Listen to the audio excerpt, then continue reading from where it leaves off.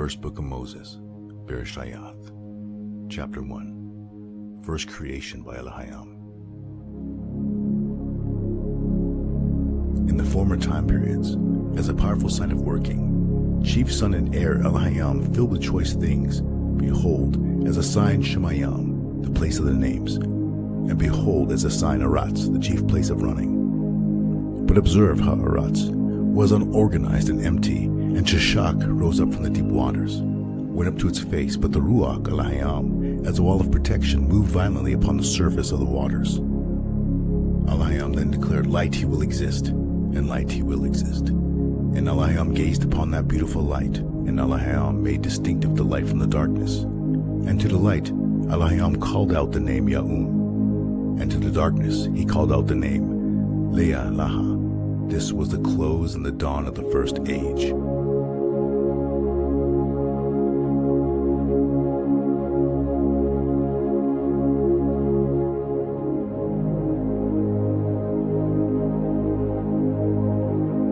The Ketub Abarayath, or the Paleo Hebrew, is a language over 5,000 years old. It chronicles a story branching forth from ancient time. His story, Yahweh. Walk into his story. Read the Paleo Hebrew scriptures.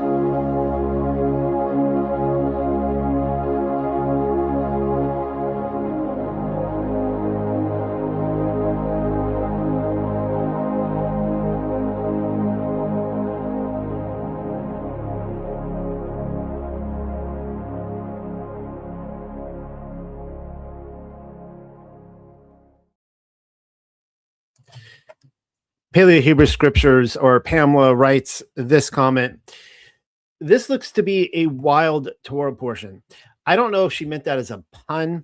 I don't know if she realized how close she was to that in fact we will be talking about the wild man tonight. So indeed it will be a wild man Torah portion. And this is the Bible. This is crazy. Like, the Bible is a crazy book, and it can get dark at times. Here we were just minding our own business, going through Leviticus, and we're learning about the initiation of the Levite priesthood and the start of the tabernacle in the wilderness, and like the menorah and just things like that. And all of a sudden, it just takes this detour, this last minute turn into paganism and learning about Canaanite culture. We started that last week. And actually, I get it. I was a little confused because I'm noticing a lot of Torah portions take last week's and this week's and they wedge them together into one. It's kind of like they just want to get through it because there's some crazy stuff they're going to be looking at tonight. So Shabbat Shalom, everybody. My name is noelhadley. This is The Unexpected Cosmology. I'm kind of going through a midlife crisis, and I've been kind of running past my group. Like, what if I just embrace this, and as part of this, I kill Tuck, like put it in the ground, and I just come up with a new name, like something else. I won't tell you what those ideas are because they're awesome and somebody might run with it. But right now, as of this week, we are still The Unexpected Cosmology. So if you see me change the name of this channel, just recognize, just support me through this time of midlife crisis. And again, Shabbat Shalom.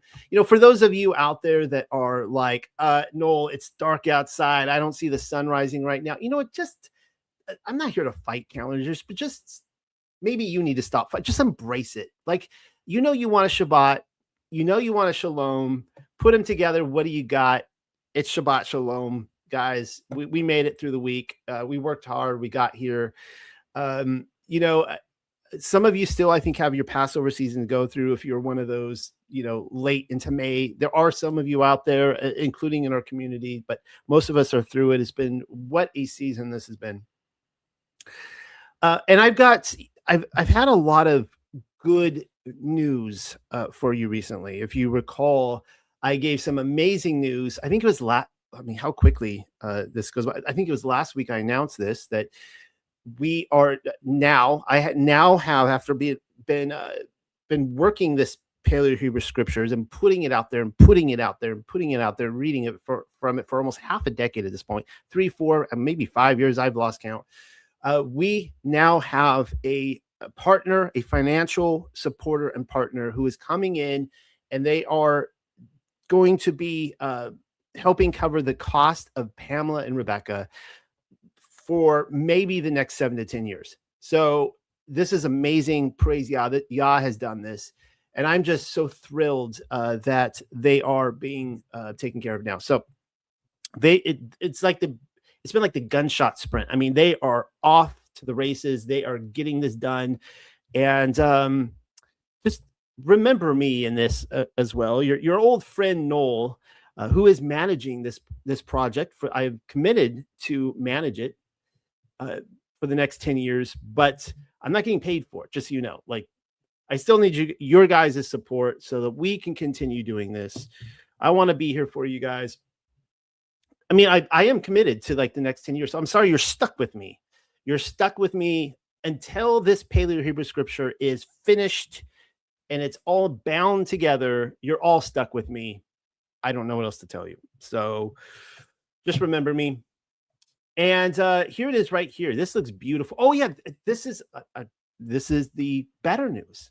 I mean, we had good news. Now we have more good news. And next week, I think we're going to have more good news. I mean, I think it's just going to keep, like, I think I'm going to just have a habit of just start piling it on. I'm going to have so much. You guys are going to be drowning in good news around here. You're not even going to know what to do with it. You're going to be doggy paddling with a cramp through this stuff. So Pamela and Rebecca have, Pamela might still be putting some jot and tittles on this. I think she's doing a few edits here and there. I have not received the final copy, but you are looking at the big book of Torah that we're about to put out. And actually I'm sorry, that just happened. You were not supposed to see that. This writing is not right. I just uploaded this PDF for you guys to see it. That's not what it's supposed to look like. We have a live technical glitch. And bummer, man, I wanted to show that to you guys. I think I could fix it live. But anyways, it's supposed to look like this right here, like what you're looking at. Whatever. That happens when you try to. I had the Word doc. I'm like, no, I'm going to just give them the PDF and show it to them. And I made it like 5 minutes ago and whatever. But it's still good news, guys. We have the Paleo Hebrew scriptures that we are putting out, the complete Torah. It should be ready in the next, I don't know, maybe a couple weeks, week or two. It'll be in the stores.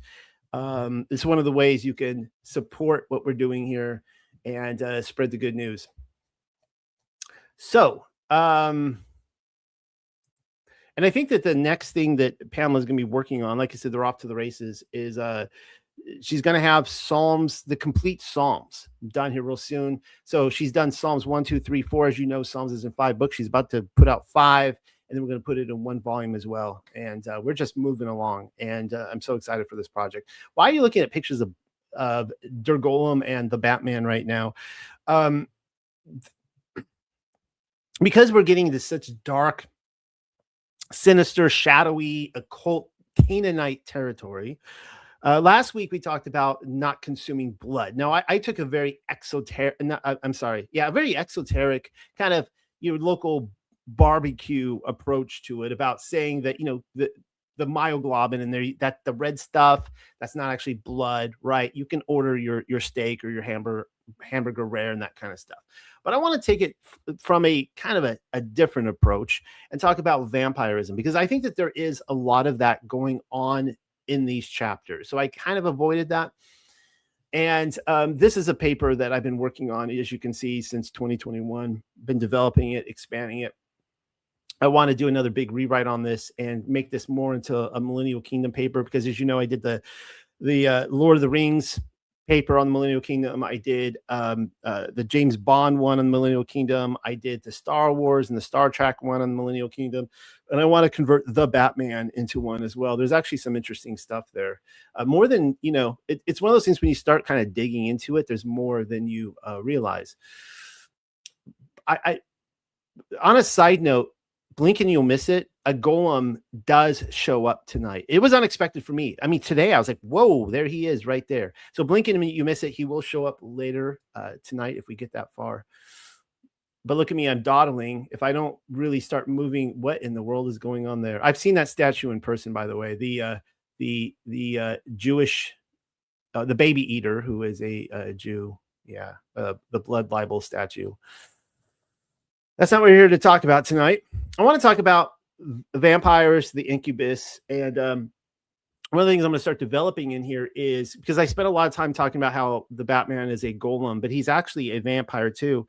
And I want to start talking about sleep paralysis and threshold covenants, and the idea that if you encounter the Batman, it's because you technically have invited him into your life through a threshold covenant, in which now the vampire is there to essentially paralyze you and take you down. And I want to talk about the vampire of Dent. This was another thing that came as a complete surprise. I have not presented on this yet. And this was a part of my travels last year. So it came as a complete surprise. It was, I'm about to give you a boys and girls, I'm about to give you a ghost story. So we had just spent the previous so many days or weeks in Wales. And that's another thing I've never presented on. I did a lot of just field research there on Avalon Arthurian literature, going and finding locations. I was just driving around and photographing, and I've had so many side projects. I am so behind in getting all these things updated and put out for you. So we go to Dent, which is just south of Hadrian's Wall. It's in Yorkshire Dales National Park, and Yorkshire Dales is essentially where they filmed the movie Robin Hood, Prince of Thieves, like that whole area, the waterfall and the castles and all that kind of stuff. So we saw some of those locations there. It's a very beautiful area with just, hills and forests and sheep and little narrow roads. And that you go to these villages like Dent that are just outside of time. It's like time hasn't really touched it. Now, what's interesting is that we know that like Dent was supposedly important in history, and yet it's left out of history. We know very little about it. When William the Conqueror, in his famous Doomsday book, he actually he snubbed Dent. He went right over it. Let's see here. I have a lot of information. I don't want to go through all of this here. Here's a couple, but you see a couple pictures, representations of what it's like. And we stayed in a little house just like this, overlooking the street. But a very strange thing started to happen. Now, we were this window right here. Before we arrived, the guy who owns the house, he contacts us, and he's like, he doesn't want us to stay there. And we're like, well, we don't have anywhere else to stay. We're going to be homeless. We need somewhere to stay. And I guess something kind of weird happened with the tenants right before us. And we started getting a better picture of what it was when we arrived. And somebody was like systematically peeling the wallpaper in the kitchen. It was just really weird. It was a weird feeling there. Like someone was just little slivers and just peeling the wallpaper, and you just see it. Like they were kind of like going mad in there or something like that. Or maybe it was just a bored kid and, parents that weren't paying attention. I don't really know, but we get in there and I get this really uneasy feeling. I look out that window right there and it's a cemetery. And I've been in a lot of graveyards, a lot of cemeteries. In fact, I entered a lot this last year to do my kind of digging on the 1,000 years in the Millennial Kingdom, looking at dates, names, that kind of stuff, and spillings. But you can see there that, generally we get this understanding they bury them 6 feet under. Well, the grass goes up to the window. So you're looking at about another 3 feet down the floor goes. And I'm standing there and I'm working right there with right behind me would be this cemetery. And I'm thinking just below my feet right there, not much further down. There's all these dead bodies down there. It was a little unnerving. And so an interesting thing happened. I did my Kingdom Verse, my Friday night meetup, which was a great conversation tonight, by the way. You had to have been there. And keep in mind, there's like a 6-hour difference from East Coast to British time. And so now it's it's like what, 1 o'clock in the morning or something, where in the whereabouts.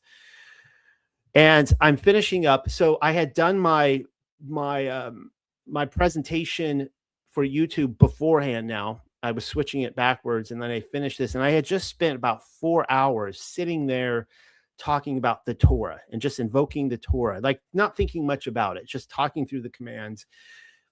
And I'm sitting there, and I could see into the next room. There's a mirror, and I look, and there's a it's so like it's again. I close my laptop. It's about 1 in the morning, and there's a woman standing right there staring at me.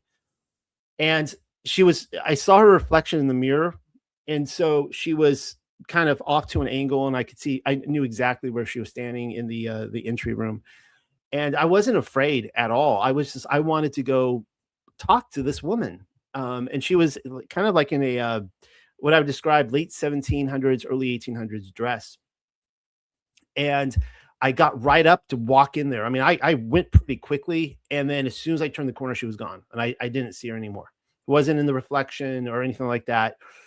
And I didn't feel like she was like there to like, I wasn't feeling the presence of evil per se.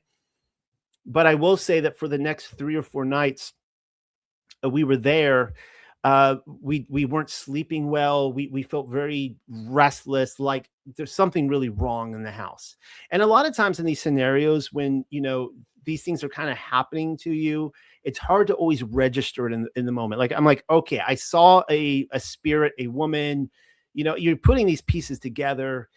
But even with like our shifting mood, we weren't. It was kind of like in hindsight, we're like, oh, okay. But anyways, long story short, by time the owner of the house, because he wanted to do all this repair work that the old people had, the tenants had done to the house, the peeling off of the paper, he moved us down the street. We wanted out of there. We were like, yes, get us out of this house.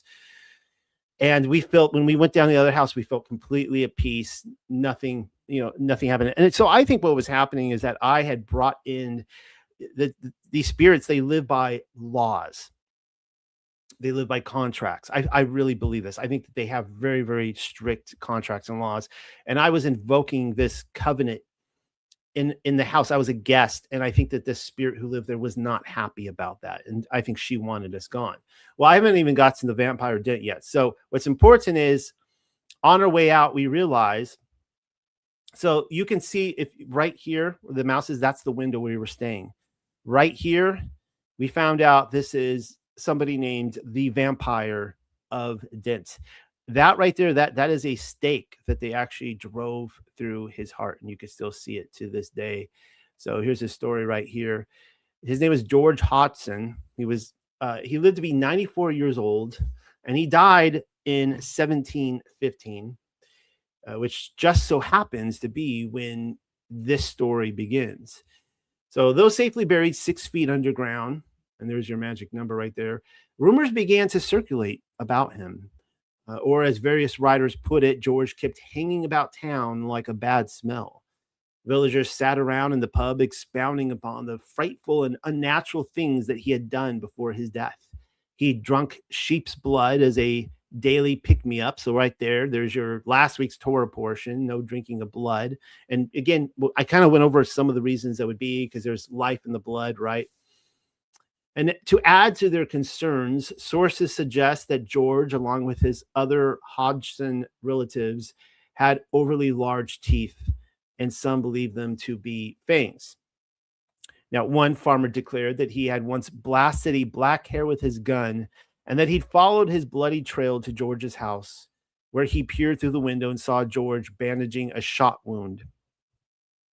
And unusual relationships with hares and other unclean animals, where the creature plays the role of a familiar, dials us into the presence of skinwalkers, witches, and the devil. Now, I've kind of looked at this story in a few ways, and I'm still kind of unsure whether the shooting the hare and then seeing George happen before his death or afterwards. And it seems like even the research community is a little confused on this.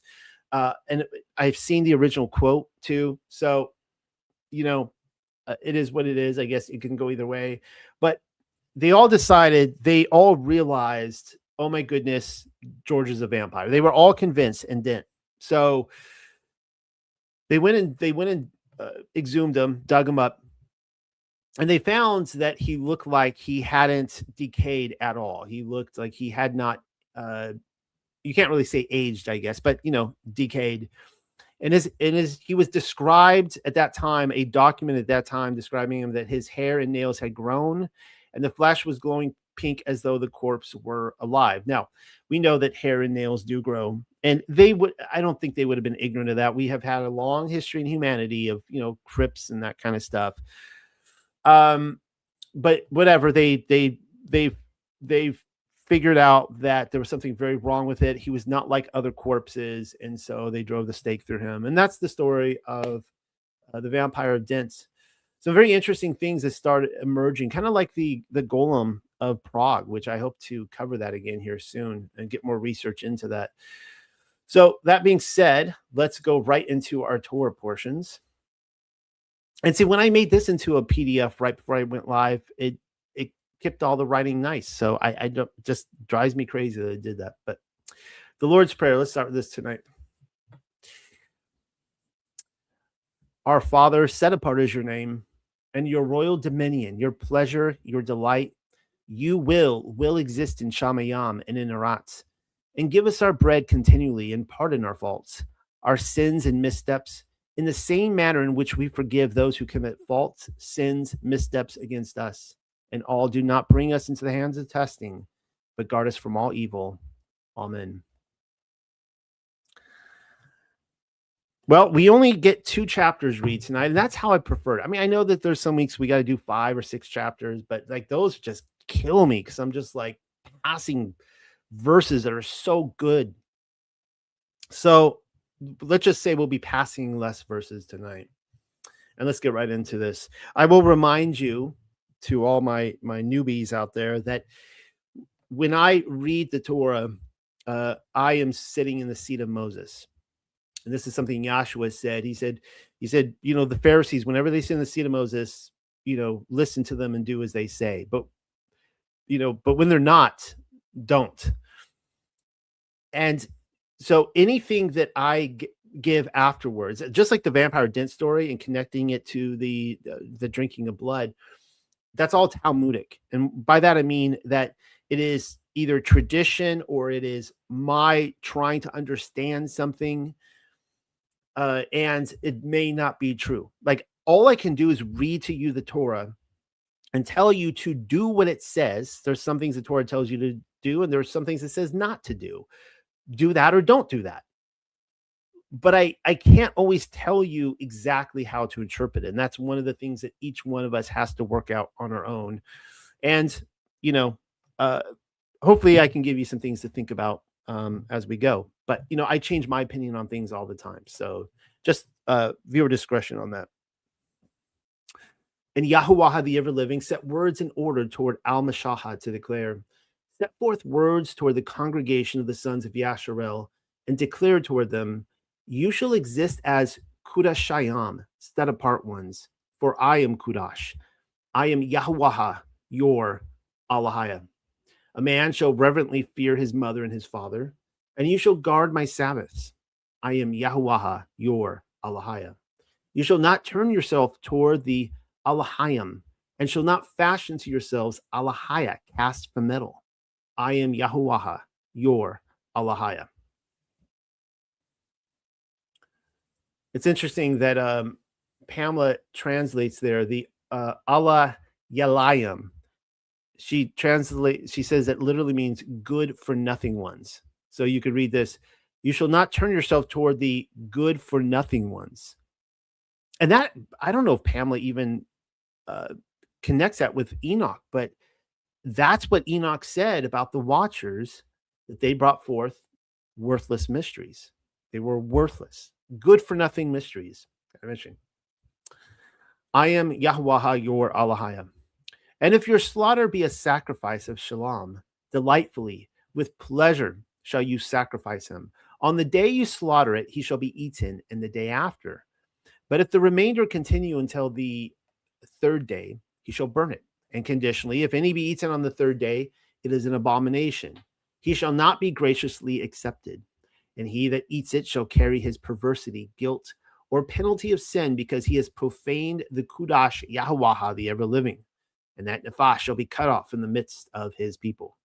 And upon your harvest, the harvest of your land, you shall not completely reap the corners of your field, neither shall you gather the gleanings of your harvest. Some of you are already thinking about a certain story in the Bible, which I will be sure to highlight tonight. And if you don't know what it is, you're going to have to stay tuned.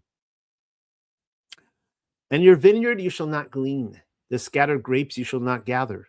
You shall leave them for the wretched, poor, meek, or afflicted, and for the stranger. I am Yahweh, your Alahiah. You shall not steal stealthily, and you shall not deceive through flattery or denials any man unto his fellow. And you shall not swear, binding by an oath, in my name deceitfully. And you shall not profane the name of your Alahiah. I am Yahweh, the ever-living. You shall not defraud, oppress, or act violently towards your companion. And you shall not despoil. The wages of your hireling shall not tarry with you until daybreak. You shall not diminish or little esteem, curse, or condemn the deaf. And to the face of the blind you shall not place incitements to go astray or anything which one might stumble, but shall reverently fear your Alahiah. I am Yahweh, the ever-living. You shall not fashion wickedness, depravity, or iniquity in judgment. You shall not lift up the face of the weak. He who is hanging by a thread, not shall rashly favor the face of of a mighty one, or the Gada'ul. Upright, honest, justly shall you judge your neighbor. You shall not walk about as a slanderer among your people. You shall not arise against the blood of your companion. I am Yahuwah. You shall not hate your brother in your heart. You shall clearly correct your neighbor and shall not carry sin over him. You shall not seek revenge and shall not guard anger against the sons of your people, but you shall have love for your companion, such as you have for yourself. You guys recognize a similar quote by a certain someone in the Bible who would be, as you know now, quoting from the Torah. You know, people talk about how the Torah is all about, killing and just blood and all this kind of stuff. And it's like, no, I just gave it away. Yahshua was just quoting from the Torah when he said, this is the greatest command. You shall guard my statutes. You shall not allow your cattle to lie down with diverse kinds. Your field you shall not sow with diverse kinds. And a garment of diverse kinds, such as linen and wool together, shall not ascend upon you. And if a man lies down pouring out seed with a woman that is shopakath, and let me just read what she puts there. This is a maidservant, usually a foreigner, yet one who has been incorporated into the family. So if you pour out your seed with a woman that is a maidservant that has been incorporated into your family, betrothed to a man and who has not been redeemed by a kinsman redeemer, or rather liberty has not been given to her, she shall not exist punished. She shall not be executed, for she was not free. And he shall bring his guilt offering into Yahweh the ever-living toward the entrance of the tent of meeting, a ram as a guilt offering. And the priest shall make a covering atonement over him with the ram of the guilt offering into the face of Yahweh the ever-living, over his sin which he has sinned, and pardon shall be for him from the sin which he has sinned. And if you shall come toward Ha'arat, and you shall have planted upright all trees for food, then you shall regard as uncircumcised the fruit. 3 years shall he exist to you as uncircumcised. It shall not be eaten. And in the 4th year, all the fruit shall exist kudash, a public thanksgiving. And in the 5th year, you shall eat his fruit, that it may increase to you his produce. I am Yahuwah, the ever-living. You shall not consume over the blood. You shall not practice enchantment, augur, or whisper sorcery, nor use hidden arts. You shall not strike off, join together, or cause to go in a circle a region of your head, and shall not destroy or ruin a region of your beard. We'll be talking about these points later. And of course, here you see the consummation of blood, which gave you the vampire Dent story right there. And an incision for the nephash you shall not place upon your flesh, and shall not place upon you writing, a mark branded on the skin. I am Yahuwah, the ever living. You shall not not wound. You shall not wound, but maybe some people you shouldn't wind up. But you shall not wound or profane your daughter to commit prostitution, fornication, for then the land shall commit fornication, prostitution, idolatry, and ha'arat, or the earth, shall be filled with wicked deeds.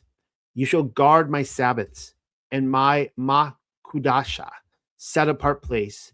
You shall reverently fear. I am Yahuwah, the ever living. You know what? I was just thinking about, for some strange reason, like this doesn't usually happen to me, but when I was reading verse 29 right now, I hadn't thought about the song in years. I was thinking of Aerosmith's Janie's Got a Gun. And remember, he sings, Steven Tyler, he says, what did her daddy do? What did he put you through? And when it talks about how that a father is not to give his daughter to prostitution, fornication, that kind of stuff. I mean, obviously that would be terrible if he purposely sells his daughter into that. Like, obviously it's saying don't do that.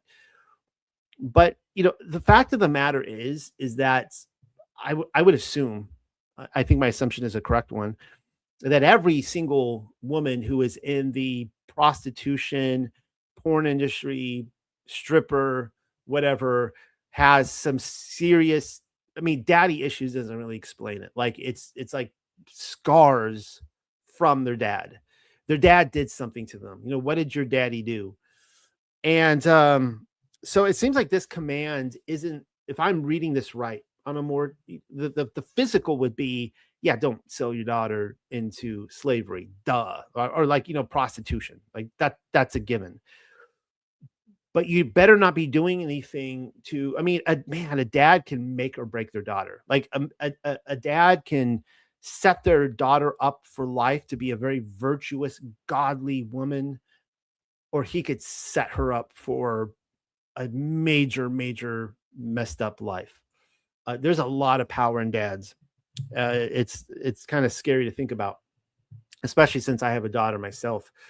So I would say that this command here, it's like, it's your day-to-day actions, fathers out there, making sure that you are treating your daughters in a way that is raising them to be godly women and not prostitutes or common women. You shall guard my Sabbaths and my makudasha, set apart place. You shall reverently fear. I am Yahuwah, the ever living. Seems like that's on his mind a lot. He sure does bring up the Sabbaths a lot. You shall not turn toward Al-Abath and toward Al-Ha-Yada-A-Nuyam.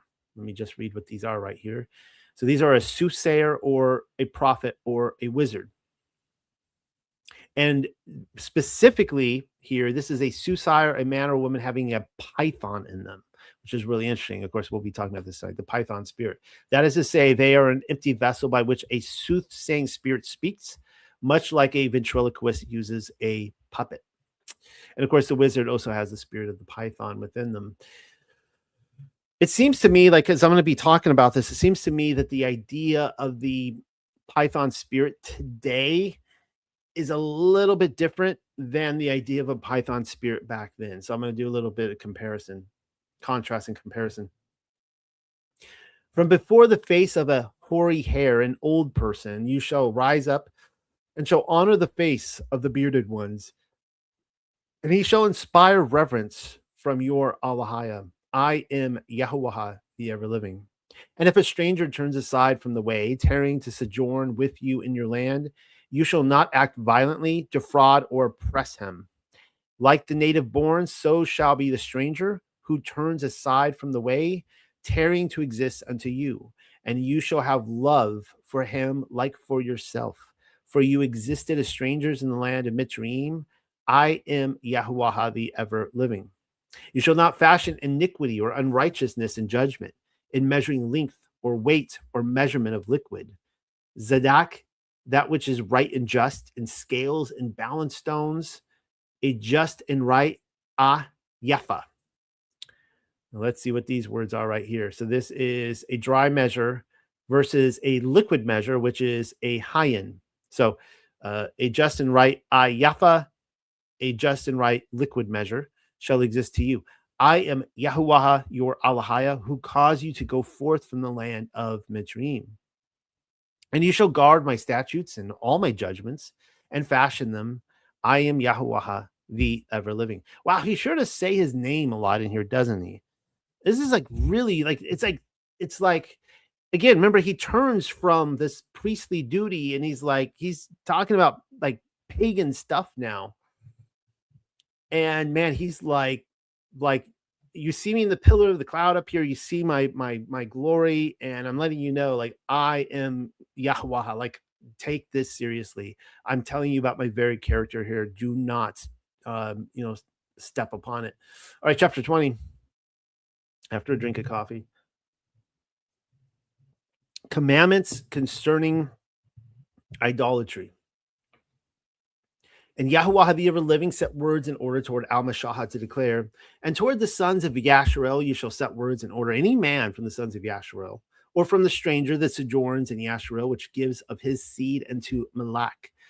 Now I need to point out that Malak is the name of a king.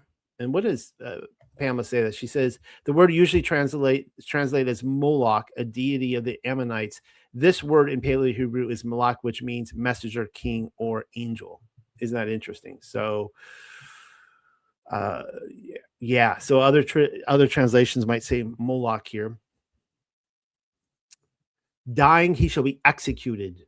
Executed. The people of the land shall stone him with stones. And I will set my face against that man and will destroy him as a sign from the midst of his people. For he gave from his seed unto Malak for the intentions of polluting my Makudash and to profane my set apart name. Yeah, I get the feeling that Yah is really against abortion. And of course, all the things that go on with the pedo rings and that kind of stuff. I just get that feeling, call me crazy, but I think he's against Planned Parenthood, and it is a pollution. He uses the word, it's pollution, a polluting. I think it pollutes the land, it pollutes his name. Wouldn't that be nice if we could live in a world where that is sacrifices to Moloch are outlawed and criminalized? And conditionally, if the people of the land in any way hide their eyes from even one man, he and his giving from his seed into Malak and does not execute him, then I, even I, will set in place my face against the man, against him, and against his family, and shall cut down him and all that commit fornication, idolatry after him, to commit fornication, prostitution, idolatry after Malak from among their people. One of the things we're going to see here, and man, I'm sorry I slipped up tonight. I should have read from Romans 15, not Romans, Acts 15 for you guys. It seems like there's a lot going on here. Theoretically, it seems like much of this is temple worship, pagan temple worship that's going on. And the Nefash, which turns toward Al-Ha-Abath and Al-Ha-Yada Anuyam to prostitute themselves after them. And once again, this is going to be the Python spirit. So yeah, a prophet or wizard with the spirit of the Python, a soothsayer with the Python spirit. I will set in place my face against that Nefash and will cut down him from the midst of his people. And she will purify you, consecrate you, and will exist Kudashayam, for I am Yahuwah, your Alahaya. And you will guard my statutes and shall fashion them. I am Yahuwah, who does consecrate you. For any man who diminishes, despises, or curses his father and his mother, dying, he shall die. He has diminished, lightly esteemed, or cursed his father or mother, his blood shall be upon him. And the man who commits adultery with another man's covenant woman, one that commits adultery with his companion's covenant woman, dying, he shall be executed, both adulterer and adulteress. And the man that lies down with his father's covenant woman, he has revealed his father's nakedness. dying he shall be executed. Both of them, their blood is upon them. And a man that lies down with his sons, kalaha, dying he shall die. Both of them, they have fashioned pollution. Their blood is upon them. And a man that lies down with a male, as he lies down with a woman, the two of them have worked an abomination. Dying he shall die. Their blood is upon them. And a man who takes for himself a woman and her mother, it is a wicked deed. He shall be burned in fire, he and them.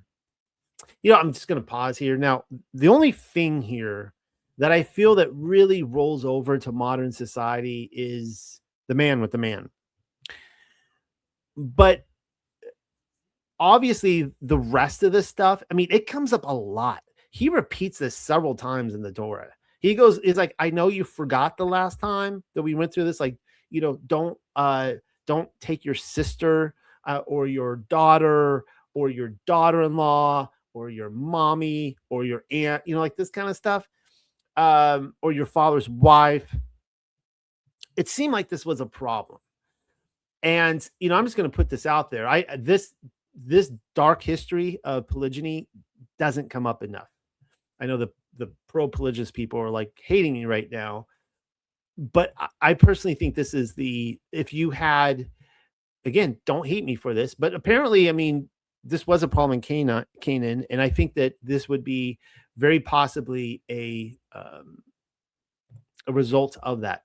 This idea of just kind of grabbing women everywhere, and not to say that it would all be perversity. Obviously, having your father's wife and stuff, that's just disgusting stuff, right? And a man that gives his copulation with a beast, dying he shall die, and the beast you shall destroy. So we're going to unfortunately talk about this tonight. And I think that there's more going on here than just getting it on in the barn. That there is something very spiritual going on here, and perhaps a manifestation of the spiritual realm in bestiality, in historical bestiality. So I think that there's more going on the way we think of it today. And a woman who draws near any beast to lie with it, you shall kill the woman and the beast. And that would very likely maybe be like a woman playing the part of a priestess. This isn't like a bored housewife. Dying they shall die, their blood is upon them. And a man that takes for himself his sister, whether his father's daughter or perhaps his mother's daughter, and observes her nakedness, and she shall observe his nakedness, it is a reproach, and they shall be cut off in the eyes of the sons of their people. He has revealed his sister's nakedness. He shall carry his guilt acquired by sinning. And a man that lies down with a woman who is unwell, languishing, wretched in her menstruation, and having revealed her nakedness, he has uncovered her fountain of blood, and she has revealed the fountain of blood, and both of them shall be cut off from the midst of their people. So, again, I think was it last week I shared to you a small passage from the book of Lamech of Cain, in which the pre-flood, pre-diluvian Canaan, the sons of Cain, and this is where we get, of course, Canaanite culture, were actually relishing in this act of having intercourse with menstruating women. And there was, of course, the idea of the blood itself that would be used for magical rites. And of course, because there is manifestation of the spiritual realm within the creative force of the orgasm. And the nakedness of your mother's sister, your father's sister, you shall not uncover, for he has made naked his blood relation. They shall carry their guilt. And a man that lies down with his uncle's beloved, he has uncovered his uncle's nakedness. They shall carry their penalty of sin. They shall die void of offspring. And a man that takes for himself his brother's covenant woman, it is impurity and abomination. He has uncovered his brother's nakedness. He shall exist bereft of offspring. And you shall guard all my statutes and my judgments, and shall fashion them, that she does not vomit you out, the land where I will bring you to settle down to dwell in her. And you shall not walk in the customs of the other nations, the Goy or the Ga'uya, the people, which I send away from your faces. For all these they fashioned, and I am wearied with them. And I declare unto you, you will inherit their ground, and I will give to you to take possession of her, a land flowing with challah and honey. Of course, that's milk and honey. I, Yahweh, your Allahaya, which separates you out from the peoples. You shall therefore distinguish between clean beasts and between unclean beasts, and between unclean winged fowl and between clean winged fowl. And you shall not make loathsome your nefashath by beast or by winged fowl or by any which creeps on the ground, which I have shut out from you for being unclean. And you shall exist unto me, Kudashayam, for I am Kudash, Yahweh the ever-living, and have distinguished you from out of the peoples that you may exist unto me. And a man or perhaps a woman, if he exists in them, and how do you pronounce that? Help me out, Pamela. Reach through the internet right now and help me. Wab, I don't really know.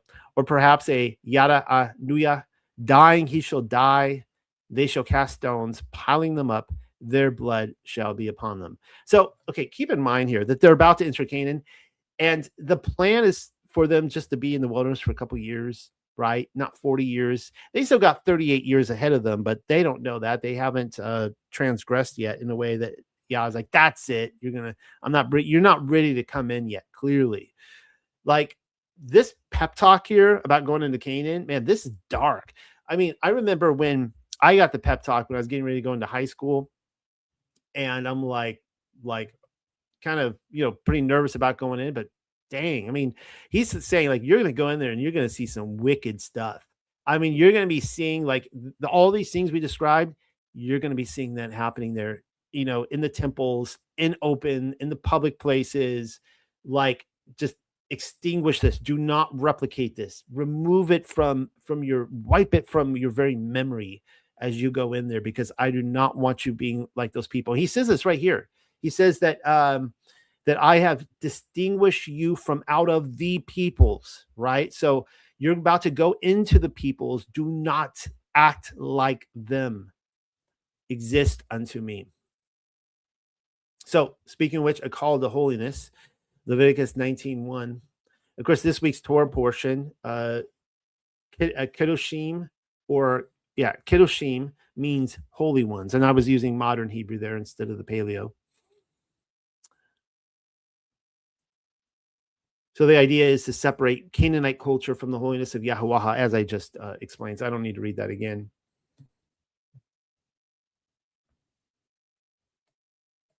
Again, yeah, just read all that. Yeah, Leviticus, this is chapter, I guess, 11. So it says, for I, Yahweh, the ever-living, has lifted you up from the land of Mitzrayim to exist unto you of Allahayam, and you shall exist as Kudash ones, for I am firmly established as Kudawash.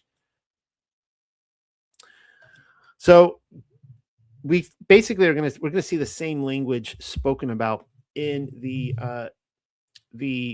New Testament. Of course, the New Testament is different. And what I mean by that is I have fallen away. Well, that's a terrible way. I have not fallen away from anything. I am firmly on this journey, but from the position that we are waiting some big exodus back into the land, because my position has changed in the sense that when Yahshua resurrected and he became King of Kings and Lord of Lords, and the kingdom was declared, the kingdom is across the whole earth. It is not just one little parcel of land. It is all the nations, meaning that all these different goyim, these Gentiles that are being brought in, like you don't see that necessarily. You don't see that in the New Testament. The apostles are not going out there being like, come into the land, that kind of stuff. It's like, no, they're setting up outposts of the kingdom everywhere. And wherever you are, that's where I believe you are supposed to be. Maybe those are fighting words. Come at me, bro. That's what I feel. So my point being is that they're not, in terms of when the apostles are writing these letters, they're still using this language from Leviticus, but it's not in the sense of waiting for the next big exodus. It's like, okay, you're like in Canaan now, like you are in the land, and this is how you have to live. So look at 1 Peter right here. Therefore, prepare your minds for action, be sober-minded, set your hope fully on the grace to be given you at the revelation of Yahshua, Messiah. As obedient children, do not conform to the passions of your former ignorance. And we've talked about in the past about conscious sins versus unconscious sins. And once you realize what sin is, you realize you were ignorant before. I mean, there might be. I'll give you one. Some of you might have been sitting there while I was talking tonight, and you're like, "Ooh, yeah, I had some sort of sexual intercourse with my wife during her, menstruating period, and that's like really bad in the Bible, an abomination." Well, just to throw this out there, guys, like if you were sitting in ignorance, right? Now you've come to the truth. Now you know that when your woman is in her time of her month, leave her be, right? You know that now. You are no longer ignorant of that. That's one of the things about the Torah that makes it like serious business, guys. Like this is not child's play anymore. But just as he who called you is holy, so be holy in all you do. For it is written, be holy because I am holy. Here Peter is quoting from Leviticus, the very heart of the Bible, saying that Leviticus lives on, the Torah abides. Here we get one from Hebrews chapter 12. Pursue peace with everyone as well as holiness, without which no one will see Yahweh. See to it that no one falls short of the grace of Allahayam, and that no root of bitterness springs up to cause trouble and defile many. Man, that is a complete duality contrast right there, guys. I mean, on one hand, it calls us to all live in peace with each other, and yet it says, see to it that no root of bitterness springs up, because if you allow it to, it will defile many, thereby killing holiness and shalom. And so, of course, you have to cut at that root, right? You have to remove it. And that person is screaming, you're not, this isn't love. You're not being peaceful. This is not shalom, right? And you're doing it for the greater good of the community. I mean, that's a serious contrast right there. See to it that no one is sexually immoral or is godless like Esau, who for a single meal sold his birthright. Don't do that. Everybody wants a slice of the pie, right? Everyone has a price. It might not be a bowl of soup and a loaf of bread. It was pretty low there, Esau, but everyone does have a price. For you know that afterward, when he wanted to inherit the blessing, he was rejected. He could find no ground for repentance, though he sought the blessing with tears. Sad. I mean, is that kind of saying that, like, we have this discussion about, people who sell their souls. Can they get it back? People say they can, but I mean, Esau couldn't. He sold it. That was it. Romans 6:22.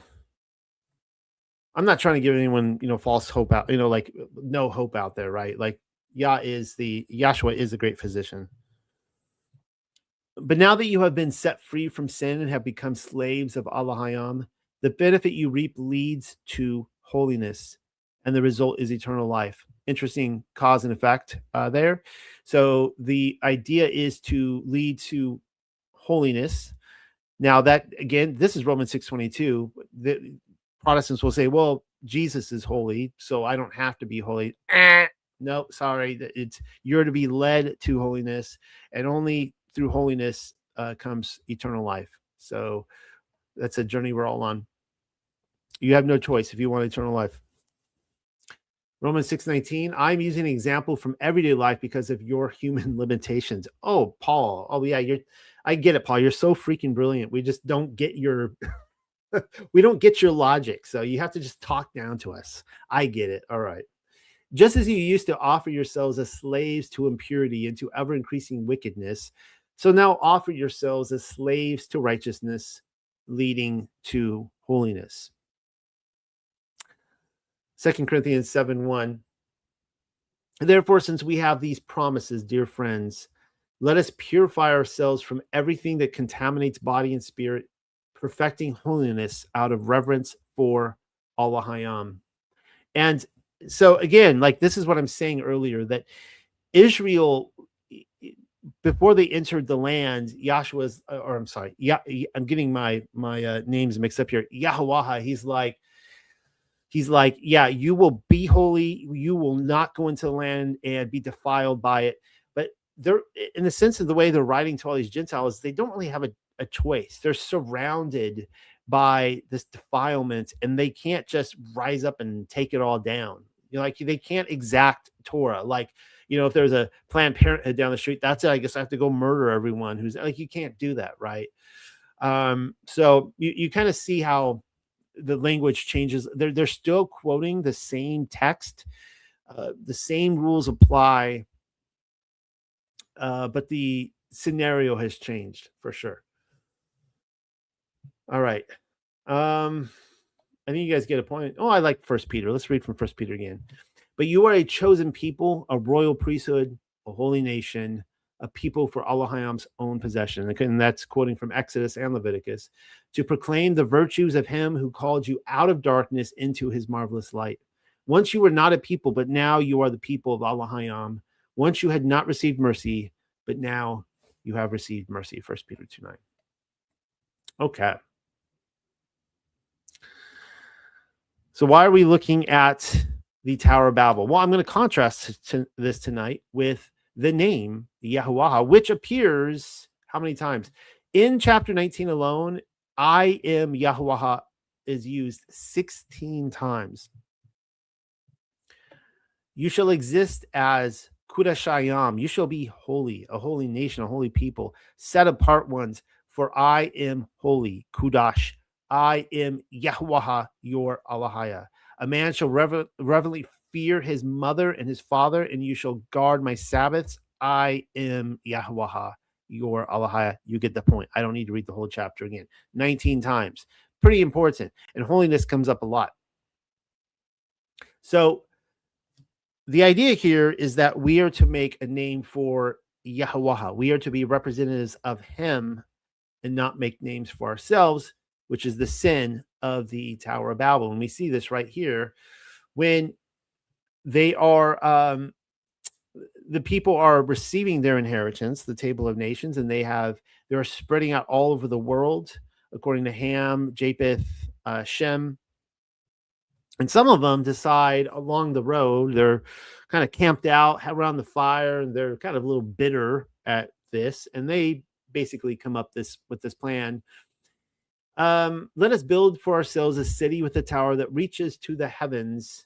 The purpose being right here, that we may make a name for ourselves and not be scattered over the face of all the earth. So they're in rebellion against Yahuwah because they don't want to be scattered to their proper inheritances. So they're already moving the boundaries, which is a Torah problem right there. But the whole idea is they want to make a name for themselves. It is for this reason that Yahuwah confused the language of the whole world, and from that place, Yahuwah scattered them over the face of all the earth. Now, keep in mind that the different nations being scattered over the face of the earth wasn't the curse. I'm not under that impression because they were already supposed to be moving to different places. The if you want to call it a curse, was all the different languages that sprang up, right? The confusion that would help. It's really a blessing in a way because it was a barrier that it kept people from advancing on each other. It kind of slowed down the roll. James says this in James 3. Who is wise and understanding among you? Let him show it by his good conduct, by deeds done in humility that comes from wisdom. But if you harbor bitter jealousy and selfish ambition in your hearts, do not boast in it or deny the truth. So the talk about selfish ambition, right? Which, of course, is the story of Babel making a name for ourselves. And keep in mind, it doesn't have to be a tower that reaches to heaven. Just think about making a name for ourselves. That seems to be an ambition of humans in general, and especially today on social media, right, where we're all out there. When I say all, I'm kind of overgeneralizing, but many of us are out there trying to make a name for ourselves, right? And that's the very heart of the Tower of Babel right there. Such wisdom does not come from above, but is earthly, unspiritual, demonic. For where jealousy and selfish ambition exist, there will be disorder, or the word confusion, and every evil practice. James 3. 1 Corinthians 14 says this, for Allahayam is not an Allahayam of disorder or confusion, but of peace, as in all the churches of the saints. And of course, in order to have peace, we all need to be ikad. We need to be living in ikad with Allahayam. That's a whole study in itself. And making him a name, making Yahshua Messiah a name, making Yahweh a name, and not our own name. This comes from the writings of Abraham. And I'm trying to think if I want to read this tonight.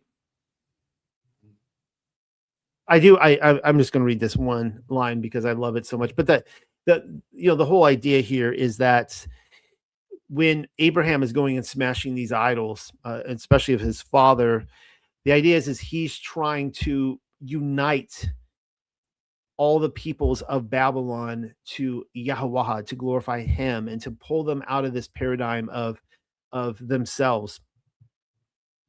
And so he goes to King Nimrod, and it says he was seated upon his throne in his glory, but it was darkness to me. And that's what Abraham says there. And keep in mind, this is the city of light. So there's light everywhere, but the darkness does not recognize the light, right? So it was just a fake light, fake wisdom, demonic wisdom, a place of disorder and chaos and jealousy. And that jealousy, we see that he tries to kill Abraham by throwing him in the fiery furnace. All right, let's move on tonight. Ruth and Boaz. I told you we'd get to this without giving their names. We read this in chapter 19. And upon your harvest, the harvest of your land, you shall not completely reap the corner of your fields, neither shall you gather the gleanings of your harvest. And your vineyard you shall not glean, the scattered grapes you shall not gather. You shall leave them for the wretched, poor, meek, or afflicted, and for the stranger. I am Yahweh, your Allahaya. Here's the thing. So, and obviously the idea here is that it doesn't matter, like, you can be too big for your bridges. Like, it doesn't matter, britches, not bridges. It doesn't matter how much wealth you have, how big a field, how little field, whatever you have, always leave the corners, like, don't touch them. Leave the fruit there. The idea of like having trees that have fruits that hang over onto the sidewalk, that we should live in that kind of land where nobody goes hungry. Like, if people go hungry in our land, it's our fault. It's the government's fault. Maybe the government's restricting us. There's a whole thing about that, like whole conspiracy that there used to be all these fruit trees all across America, and they all came down mysteriously, right? But if we're living according to the Torah, we should be able to have all the poor people, the people in need, the hungry people, go and get food gleaned in the corner. So I hear this a lot in the Torah camp. And they're like, I don't have to tithe like 10%, and that's for the Levite priests and all this. It's like, okay, fine. Don't tithe your 10%. But how about, like, you have your kingdom, whatever that looks like, whether you live in a big house with a field and crops, or in a trailer, or in a log cabin, or an apartment building in a city. You have your own little kingdom. And what can you leave on the outside to be gleaned, to give to the poor, giving a shirt to a homeless person, or giving something to someone in need, right? That you always have that. And I firmly believe this, that the more I give of myself, the more Yah is going to give back to me. And I don't even want to, we're told not to let your left hand know what your right hand is doing, all this kind of stuff. I don't want to get up here and try to make myself some model example, because I'm not. But I've stated this, and I've seen this happen many times. Give you an example. I had there was I'll just say a person who needed groceries, and like, groceries aren't cheap anymore. I didn't have the money for it. Like, my bank account's pretty empty. And I'm like, you know what? Here you go. I paid for a week's worth of groceries for this family. Or something. Let's just say maybe it was about a week. And I'm like, well, bye-bye money, right? and I get back home, and amazingly, Yah just gave it right back to us. It just came. I'm like, there it is. And that's the thing. Like, the more you give, the more you allow people to glean, the more Yah's going to see that you're a person that he can work with.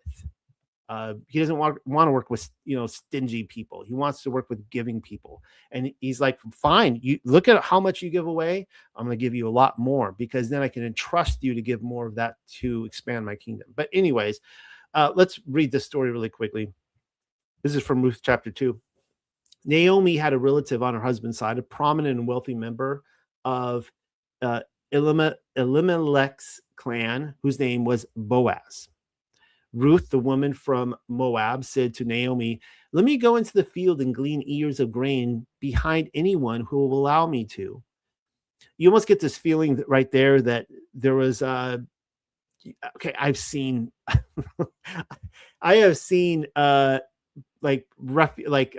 immigrants and illegals and things like that, and how they glean. Like, I've seen it. When you get all these women together, they could be vicious. It's like hungry hippo.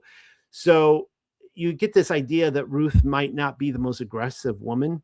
She's industrious, and she knows an opportunity when she could find it, but she's not sure she's going to show up in these fields and anyone's going to allow her. It's kind of like get off my wave kind of surfer talk. She's not sure that the other women will allow her to be there. She answered her, "Go, my daughter." So she set out, arrived at the field, and gleaned behind the reapers. She happened to be in the part of the field that belonged to Boaz, whom when Boaz arrived from Bethlehem or Bethlehem. And he said to the reapers, "Adonai be with you." And they answered him, "Adonai bless you." I'm assuming that's Yahuwah right there. Then Boaz asked his servant supervising the reapers, "Whose girl is this?" Some people have kind of commented on this, that, he might have been like attracted to her. Like, he was clearly interested in who this woman was. The servant supervising the reapers answered, "She's a girl from Moab who returned with Naomi from the plain of Moab. She said, 'Please let me glean and gather what falls from the sheaves behind the reapers.' So she went and has kept at it from morning until now, except for a little rest in the shelter." Boaz said to Ruth, "Did you hear that, my daughter? Don't go to glean in another field. Don't leave this place, but stick here with my working girls. Keep your eyes on whichever field the reapers are working in and follow the girls. I've ordered the young men not to bother you. Whenever you get thirsty, go and drink from the water jars the young men have filled." Ruth 2. And keep in mind at this point, I mean, we can speculate what his emotions were. I don't think he was thinking about like, "Oh, I'm going to make her my wife." I don't know. Maybe it was. I don't know. I don't know what's going through Boaz's head. But he showed an incredible kindness to her here, and certainly paid off for him, didn't it? So love your neighbors. Of course, I guess here's some modern depiction of Yahshua teaching a crowd. And I told you when we read this that it's, what this reminds you of. You shall not hate your brother in your heart. You shall clearly correct your neighbor and shall not carry sin over him. You shall not seek revenge and shall not guard anger against the sons of your people, but you shall have love for your companion, such as you have for yourself. All right. Now, this is kind of almost a little maybe controversial right here. You're going to see why in a minute. So we say this often, right? Like, love others as you love yourself. But then Yahshua is going to tweak our understanding of the meaning of this, because the fact of the matter is, a lot of us don't really love ourselves, right? So maybe we do kind of love others as we love ourselves, but we really lack in our own love for ourselves. So look at what he says here. Actually, that might not be it. Let's see. Where does he say? Maybe it's right here. Let's see. Let's look. Oh, here it is right here. John 13:34. I'm not going to read through them all because, Matthew, Mark, John, right? They're kind of giving the same stories. But look what he says here. "I'm giving you a new command." Wait, what? "That you keep on loving each other. In the same way that I have loved you, you are also to keep on loving each other. Everyone will know that you are my Talmudim by the fact that you have love for each other." So is Yahshua really giving a new command here that's not a part of the 613. It kind of looks that way, but I think this is what's happening. Now, this is my opinion, like everything else you hear tonight. I think he's saying that, like, I kind of already gave the answer away. You see how the Pharisees and the others are loving people. It's pretty weak sauce. So I came here to show you how to live out the Torah on a deeper, more spiritual, more heavenly way. The way it was actually intended, because it came from heaven, and something happened in the transition here to earth that people weren't really living the heavenly vision. So the command, this new command, is a way to understand the old command. It's saying that, you've heard the saying about love others as you love yourselves, but look at the way I am loving you, and look at the way we're loving each other right here in this moment. That had to be a pretty beautiful moment. So in the same way that I am showing my love to you, I'm exhibiting the intent behind the Torah. That is the new command. You are also to keep on loving each other, as not as you love yourself, but as I love you. That is what you are to aspire to ascend to, and love others the same way. That's a pretty high call. This comes from, this is a long passage, 1 John 4. But I have the time to do it, I think. I'm doing, no, actually, on page 23 of 78 pages.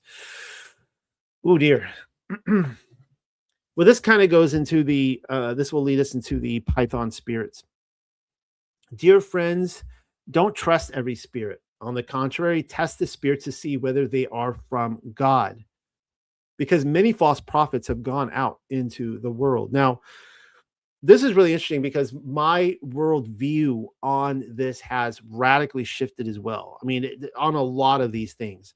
We were talking about this very thing to my group. For those of you who like to attend Kingdom Verse on Friday nights, great conversation tonight about soothsayers and sorceresses and that kind of stuff. And talking about, I mean, this really fits in with the theory very well right here, that as we're, there are so many new age groups out there that are holding certain mysteries of heaven close to their chests. And so it's kind of like controlled opposition. And there's the everything is pagan people. Everything is pagan. It's just all icky, dirty, gross, satanic, just everything. And this is basically saying that, like, it's really like, who is their God, right? Because Satan cannot create anything. He can only take what exists and corrupt it and twist it. They're all playing by the same kind of laws of nature and the same rules. So really, who is the physician's God? Who is he worshiping? Who is he tapping into? Is he tapping into the Father or the Python spirit? And this is what we need to test, because there's a great difference between the two. So here's one from James 2:8. If you really fulfill the royal Torah according to the scripture, you shall love your neighbor as yourself. You are doing well. James 2:8. So I guess, if you can't love your neighbor as with the high calling of what Yahshua says to do, according to James, you're still doing well. You're still keeping the Torah if you can still love your neighbor as yourself. Romans 13:8 says, be indebted to no one except to one another in love. That's an interesting way to look at debt. We are indebted, man. Oof. I include myself in that right? But we lose sight of that. For he who loves his neighbor has fulfilled the Torah. This is kind of interesting, because we talk about, everything is pagan. And I told my group that a week ago, my pagan next door neighbors, they knew my love for music, and they came and gifted me. They blessed me with the most amazing speaker system, like just as a gift. And I'm just like, wow. I mean, they're not religious. They don't read the Bible. They don't know anything about it, but they just had a love for their neighbor, and they came and wanted to bless me. They knew we had just kept Passover. They know all about my life and my studies and that kind of stuff. And they just wanted to bless me. I thought that was so nice. to be taken care of in that way by non-religious people. The commandments: do not commit adultery, do not murder, do not steal, do not covet, and any other commandments are summed up in this one decree: love your neighbor as yourself. Love does no wrong to its neighbor. Therefore, love is a fulfillment of the Torah.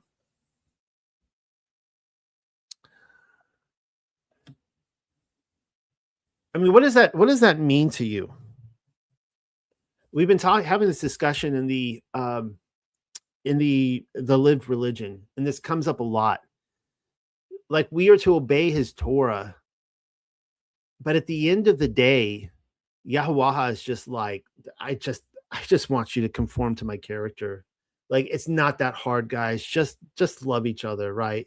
Like, you guys argue over names and calendars and dates. Well, I guess calendars and dates are the same thing, aren't they? But names and calendars, and how to, whether you can cook and burn and do this and that, and just all these things. And you just argue and you argue and you argue. Just love each other, love God, love each other. And that's, I think, one of the great mysteries of the kingdom. Man, I think we sell Christianity so short. We come to this knowledge about, the pursuit of righteousness through the Torah, which is absolutely correct. And we just sell Christianity so short, that they have so much of a greater love, many of them, than we do when we, come to a greater knowledge. And it's kind of sad. If your brother sins against you, go and confront him privately. If he listens to you, you have won your brother over. I don't know why I put that in there. Matthew 18. And of course, we know this passage in John 15. Greater love has no one than this, than that someone lay down his life for his friends. So this is that new command, right? I am showing you how to love each other. It's as I love you. So I am laying down my life for you. So you guys need to lay down your life for your friends. 1 John says, and this commandment we have from him: whoever loves Allah must also love his brother. 1 John 4:21. Philippians 2:3. Do nothing from selfish ambition or conceit, but in humility count others more significant than yourselves. I'll tell you guys that Yah has really, really been teaching me that. Like, oof. I've been stating this. I've been telling this to Pamela recently, that I'm so excited that we're getting the Paleo Hebrew scriptures out. This is Yah doing this, guys. It is so exciting to watch this happen. And my name is not going to be on it. Nobody's going to remember me in history.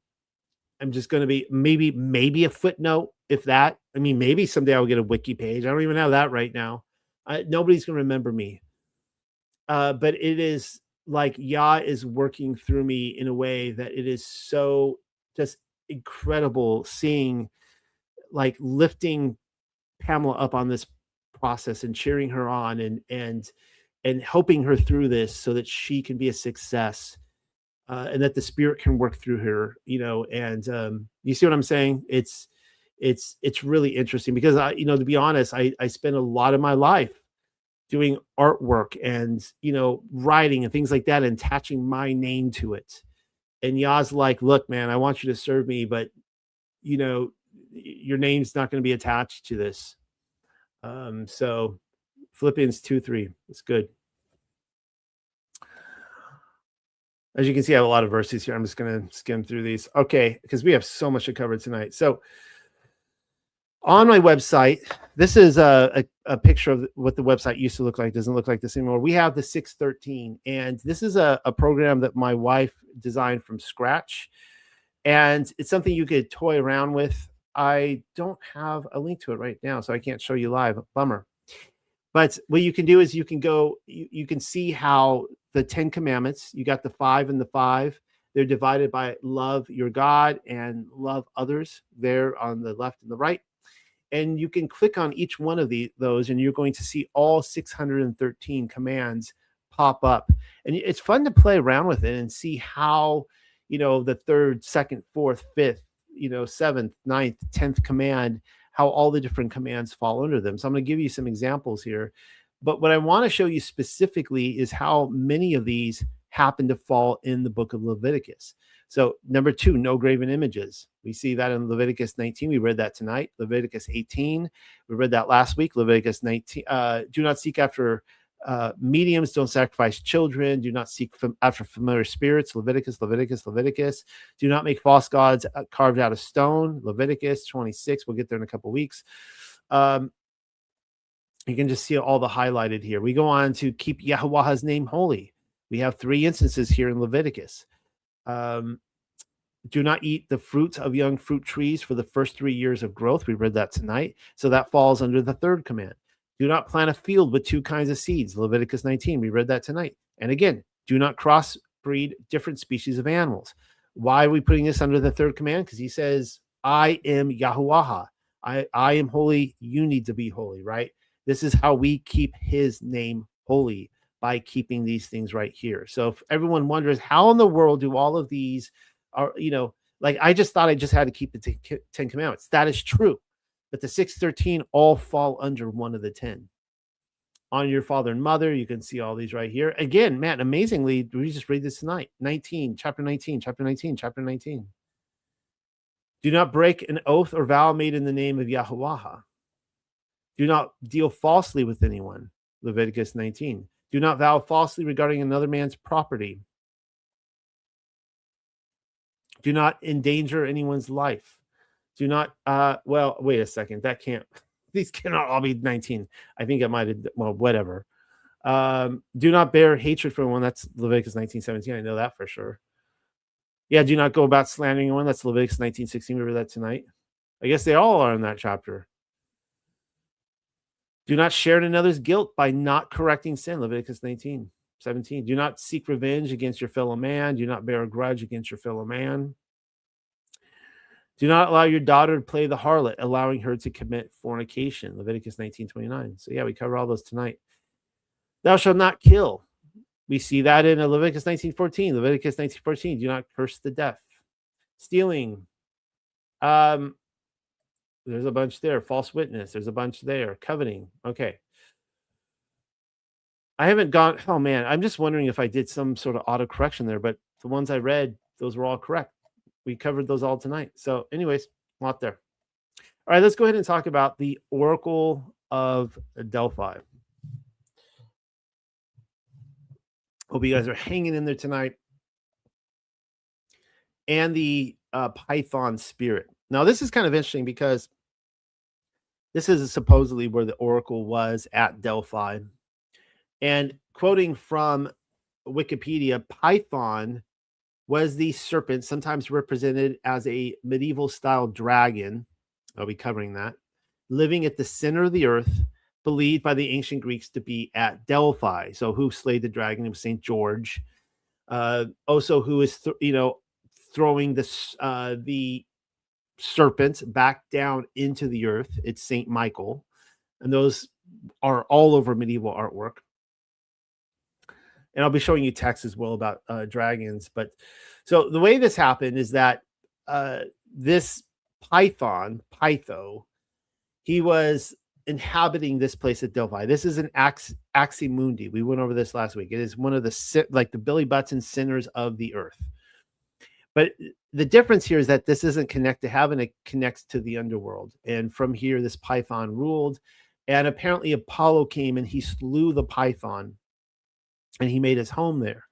So afterwards, the Oracle of Delphi became known as Pythia. And this was the title of the high priestess of the temple of Apollo at Delphi.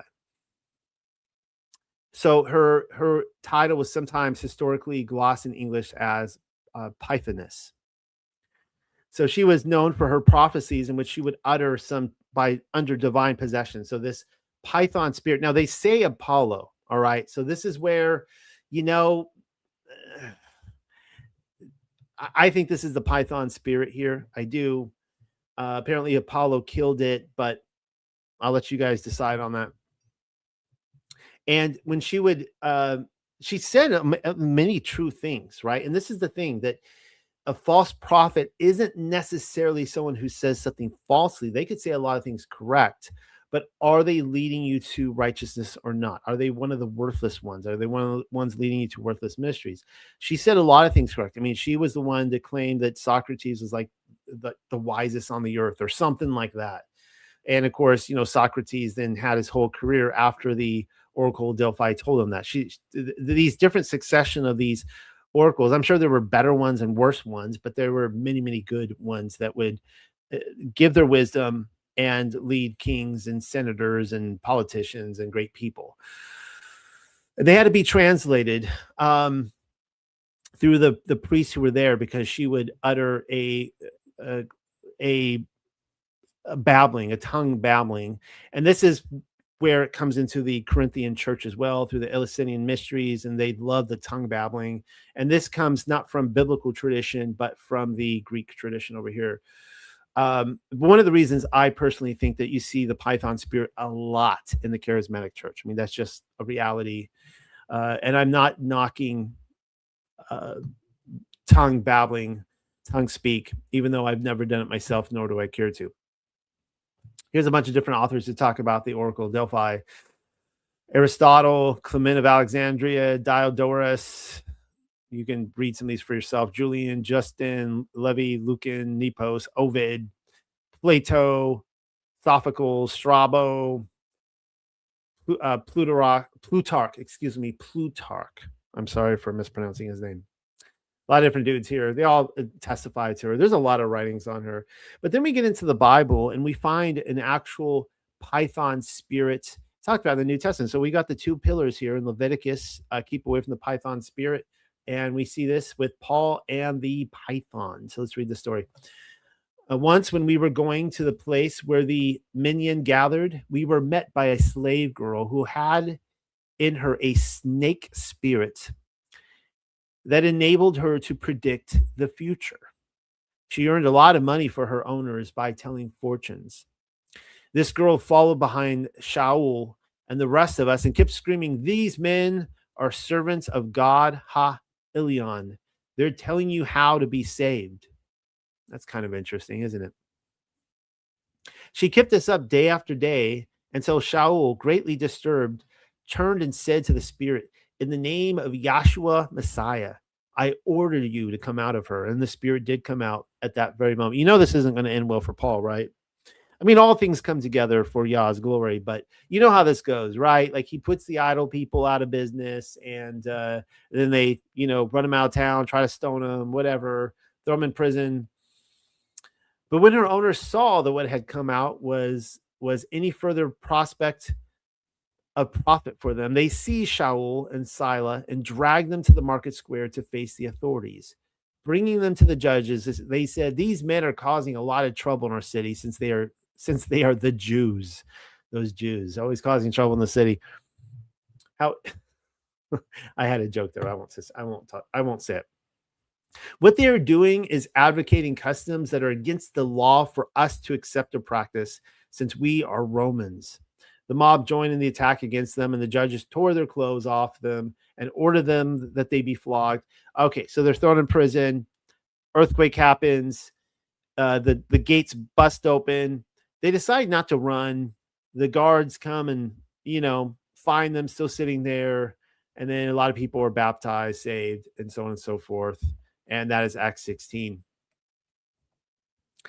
So I read to you from the wiki I just did some copy and paste there from the wiki article about the Python spirit, how it was depicted by the medieval people of the Middle Ages, early and late, the Millennial Kingdom people, that they depicted this Python spirit as an actual dragon.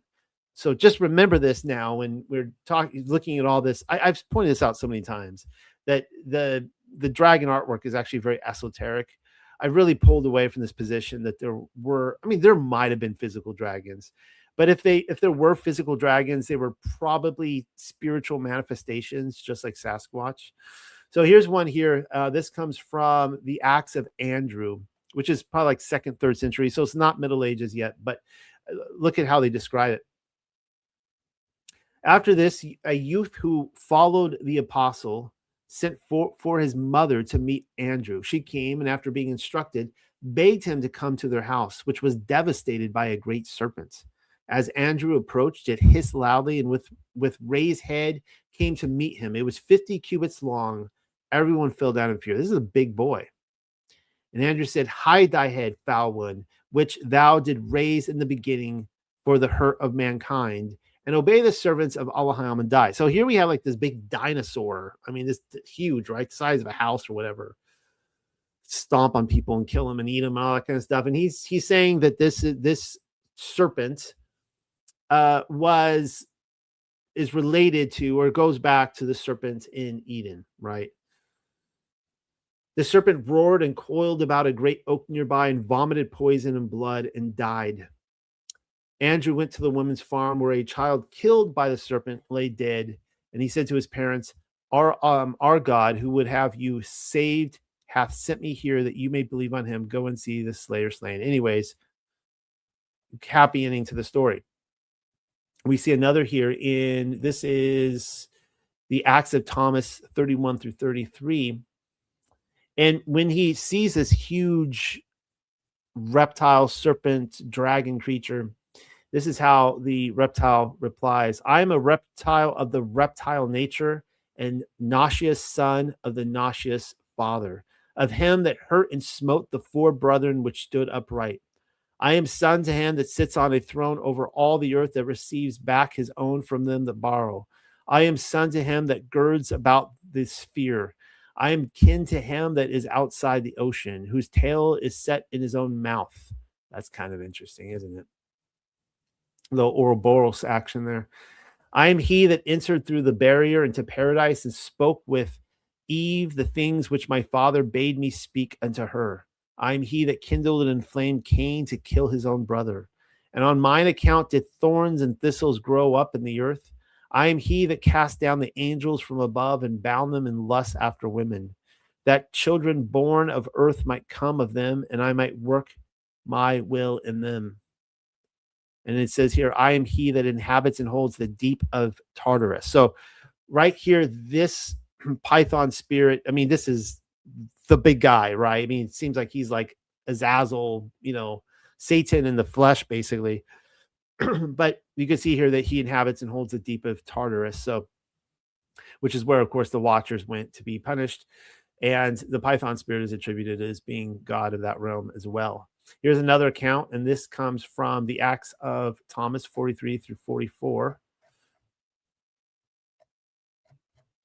So we have two different acts here, Acts of Andrew and Acts of Thomas. And it's this is an actual really interesting one, because this Python spirit, this dragon, is actually appearing as an old man trying to have intercourse with a woman. So here you see sexual activity. He came therefore that night and was joined unto me in his foul intercourse, saith the speaker. And then, of course, they get rid of him there. The Acts of Thomas 33 through 4. Now, I'm sorry, 43 through 44. Now, of course, here is St. George and the dragon. Not going over all that again.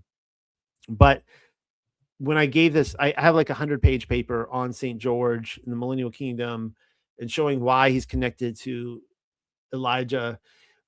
But, the oldest sources we have on St. George, they tell us that the dragon he slayed was a reptilian.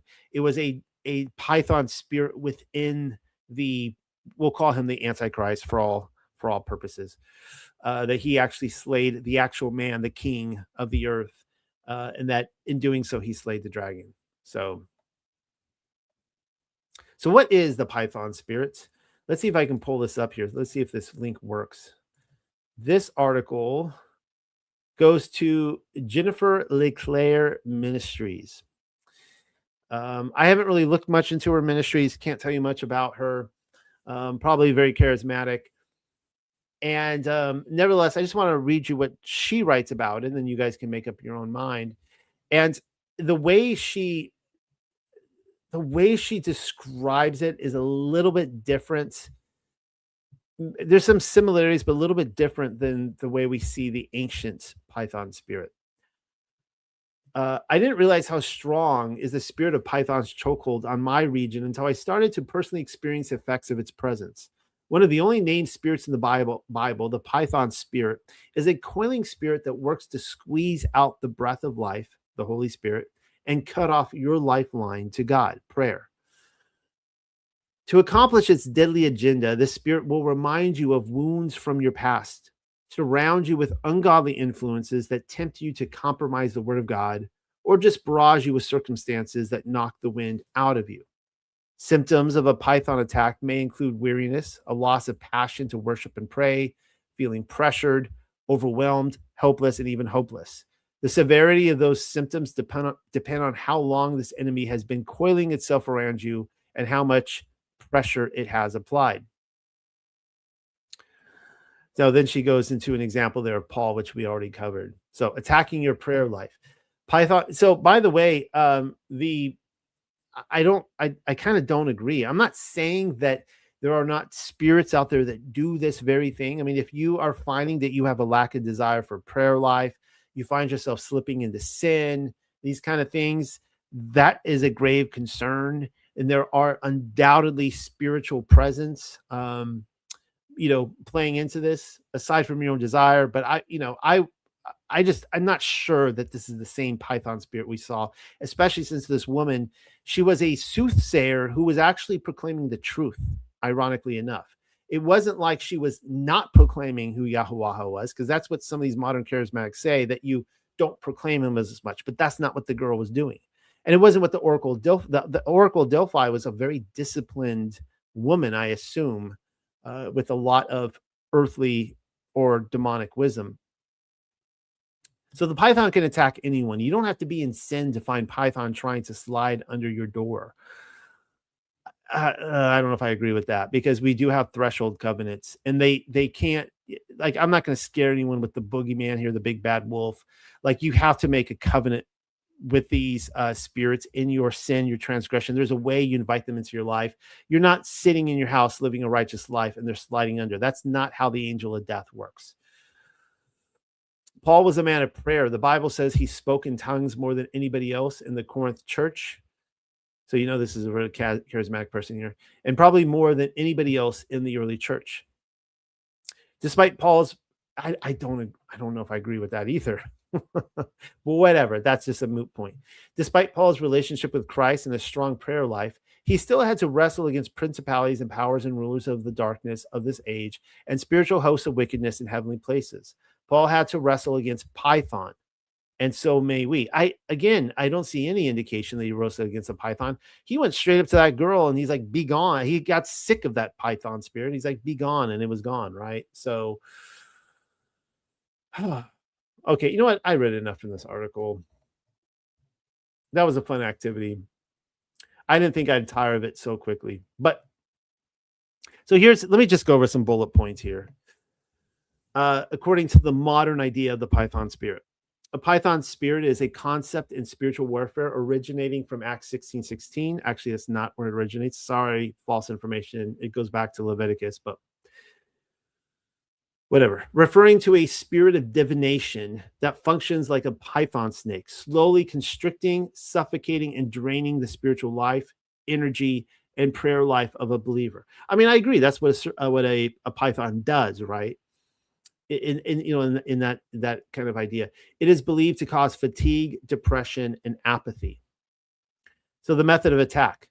It operates gradually rather than immediately, coiling around a person's spiritual life to create stagnation.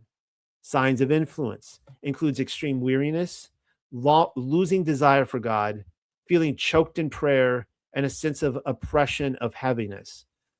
So again, if these are your symptoms, that should be a cause of concern.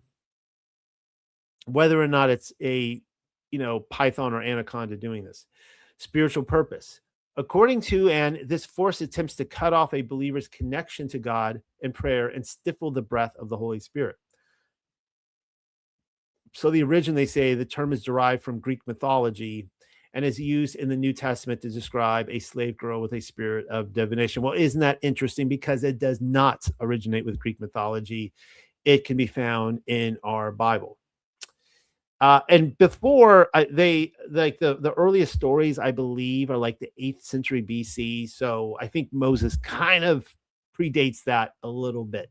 Sorry, guys. I think the Bible has one up to you here.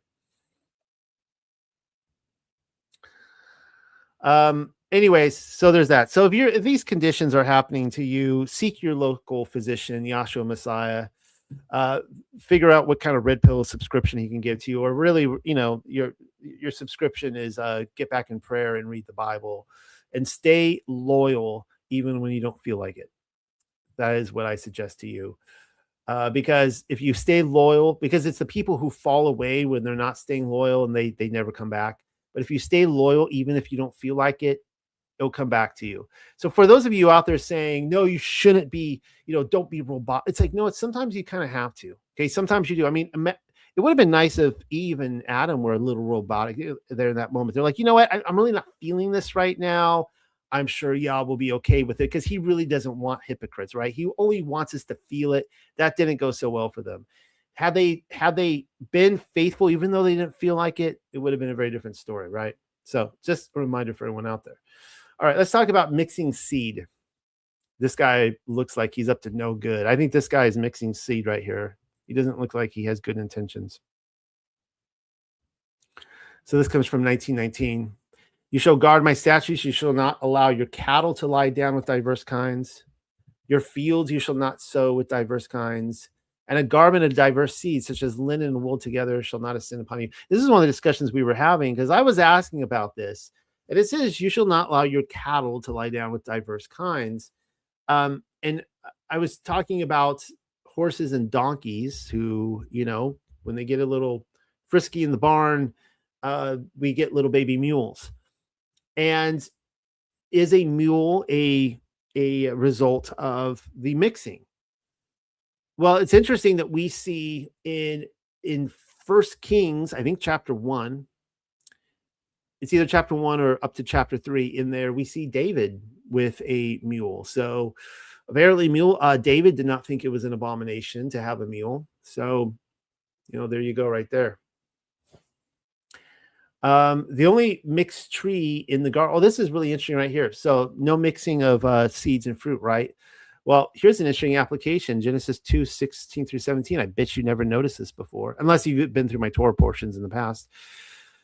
For food you may eat of the whole of the trees of the garden, but from the tree of knowledge of good and evil you shall not eat. So here you have a tree with two fruit, good and evil together. So there is mixed seeds right there. There's your first example.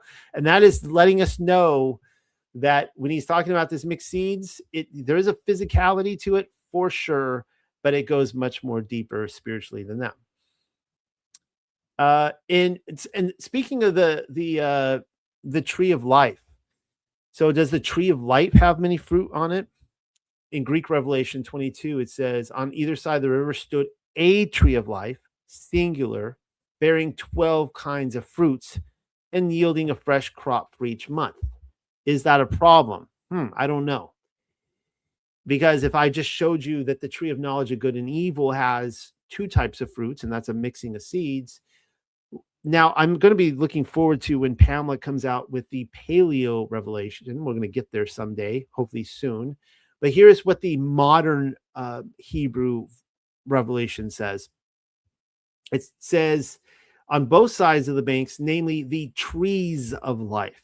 Okay, so that's kind of interesting right there. So according to this, there are 12 types of trees of life, not just one with many different fruits on it.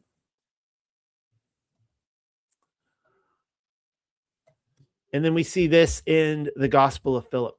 There are two trees in the middle of the garden. One engenders animals. The other engenders humans.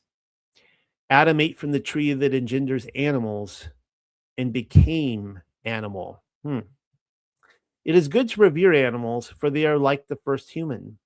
The tree from which Adam ate was a tree of animals, and it bore many fruits. So there you go right there. So the tree of knowledge of good and evil had it had mixed seeds, it had more than one fruit, and it bore animals. So it just reminds me of like the epistle of Barnabas, where he's saying the same thing with like the unclean food and how it all relates to unclean people, types of people.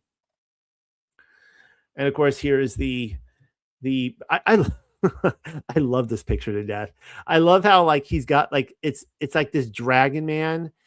Uh I think he's got like dragon feet. I don't know if those are booties or not. I can't really tell, but he's got a cape on that has a dragon tail. It's not really attached to him. It's a cape, and like the wings are coming out of the cape. I love this to death. I just love this painting.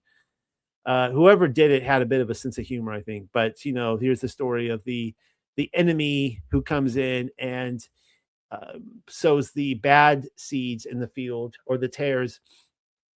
And so here I think Yahshua is commenting upon this passage in Leviticus 19 and 20, this Torah portion, and saying, again, it's not just about physical fruit or physical seeds. There is a spiritual reality he's talking about here. So this is whatever is happening in this parable is what happened in paradise. When Satan planted that tree, and we know that he planted that tree according to 3rd Baruch, he did so in a way that was at that time not Torah, even back then. So you shall not allow your cattle to lie down with diverse kind. We see this idea of mixing animals in jubilees. This is before the flood. And it says a lawlessness or a Torahlessness increased on the earth, and all flesh corrupted its way. Alike men and cattle and beasts and birds and everything that walks on the earth, all of them corrupted their ways and their orders. And they began to devour each other, and lawlessness increased on the earth. And every imagination of the thoughts of all men was thus evil continually. Now, in terms of corrupting their ways, there's a few different ways we can go with that. And it may be explained in the idea of their orders, that the next part is where they began to devour each other and this kind of stuff. That could be what it means in the context of Jubilees. It's hard for me to tell. But when you get down to Jasher, then says this, and this is the same story, but from Jasher's perspective. And their judges and rulers went to the daughters of men and took their wives by force from their husbands according to their choice. And the sons of men in those days took from the cattle of the earth, the beasts of the field, and the fowls of the air, and taught the mixture of animals of one species with the other, in order therewith to provoke Yahweh. So, yeah, I mean, that's where we get all the hybrids, right? The kind of freakish Greek and mythological creatures. And I like to point this out in the Jurassic Park films, that those are actually true dinosaurs. I think I might have said that a few weeks ago. And of course, here we see Mr. DNA telling us where they're getting the dinosaurs from, and it's frogs, right? So clearly they're descended from frogs. They are not true dinosaurs. And it's a little strange too that they are explaining that they evolved into birds. I guess they weren't able to reverse that process from birds. I mean, I don't know why you would need to go back and get the bird DNA. I mean, I'm sorry, the dinosaur DNA from mosquitoes, if you could just reverse engineer the process from birds, but whatever. But as you can see here, frogs can be both sexes.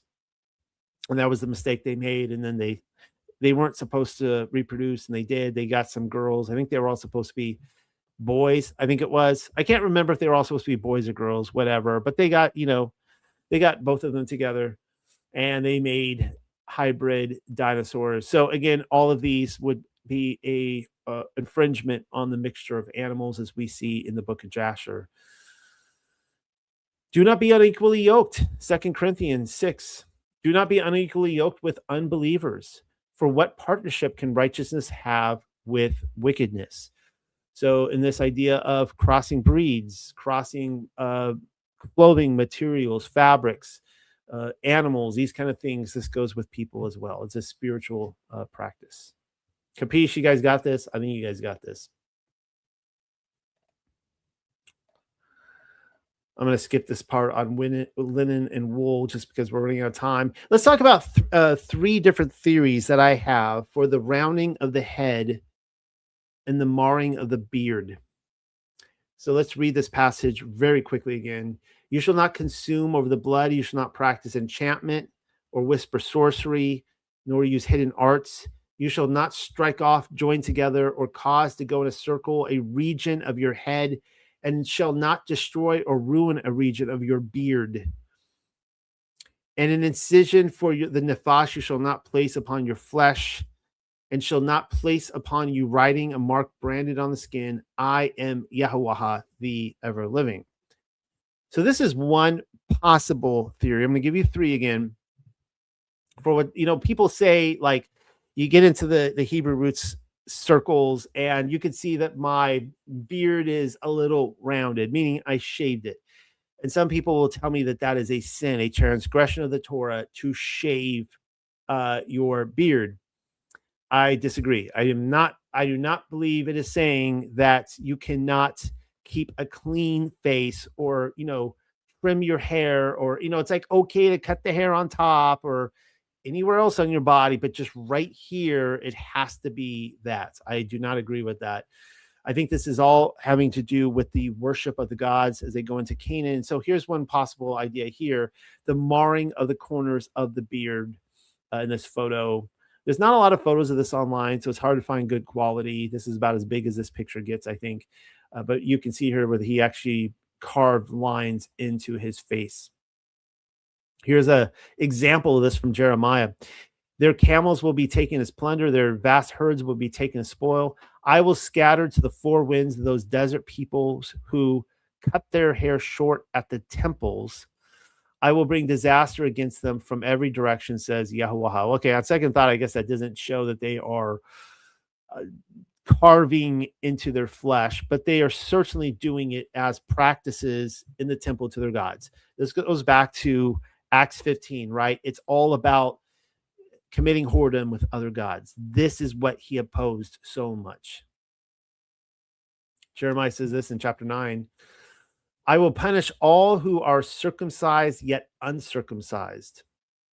Egypt, Judah, Edom, Ammon, Moab, and all the inhabitants of the desert who clip the hair of their temples. Interestingly enough, a lot of those cultures also circumcise themselves, a point that would later be made in the Epistle of Barnabas, that just because you are circumcised does not really mean you are circumcised.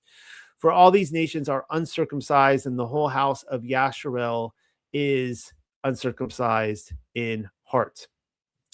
Jeremiah 9:25 through 26. I know it just said that there, but really, believe me, the Ishmaelites were circumcising themselves. And then, of course, here, Jeremiah, we see another example of all who cut the corners of their hair. All right. Second theory, that the cutting of the beards back then was a sign that related to eunuchs. And Yahuwah didn't want eunuchs, and we know this because in Deuteronomy 23 it says, no one whose testicles are crushed or whose male organ is cut off shall enter the assembly of Yahuwah. Now this sounds bad, and people will quote this to say, Daniel's in trouble, that he couldn't truly be righteous, he's not entering eternity, he could never go into the temple, so on and so forth. But anyways, with these, I'll get to that in a second. But with these three pictures right here, you see, apparently, I am told, I can't prove that. I can only, I guess, see their upper torso or their bust. But apparently these are eunuchs. They're beardless eunuchs. So I guess being beardless was a metaphor for something else back then. Today we would have a different, saying for that. Isaiah says this, and some of your own sons who will come from you, whom you will father, shall be taken away. This is talking about the captivity, which Daniel was a part of, and he was a fulfillment of this, and they shall be eunuchs in the palace of the king of Babylon. So what is that saying here? Is that saying, again, he's outside of Yah's righteousness? Well, here's what Isaiah says again, if you keep reading in chapter 56. Let not the foreigner who has joined himself to Yahuwah say, Yahuwah will surely separate me from his people. And let not the eunuch say, behold, I am a dry tree. For thus says Yahuwah to the eunuchs who keep my Sabbaths, who choose the things that please me and hold fast my covenant, I will give in my house and within my walls a monument and a name better than sons and daughters. I will give them an everlasting name that shall not be cut off. All right. So hope for all the eunuchs out there, if this is you. I never really know who's watching at any given time. Well, here's theory number 3. You can see my voice is getting a little scratchy right now.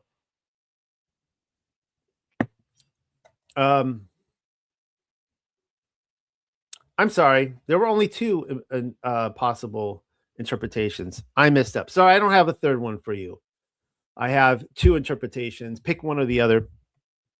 I tend to think really that the Canaanite one is the idea of literally marring the corner of your beard, like marring your head, your face to worship the gods.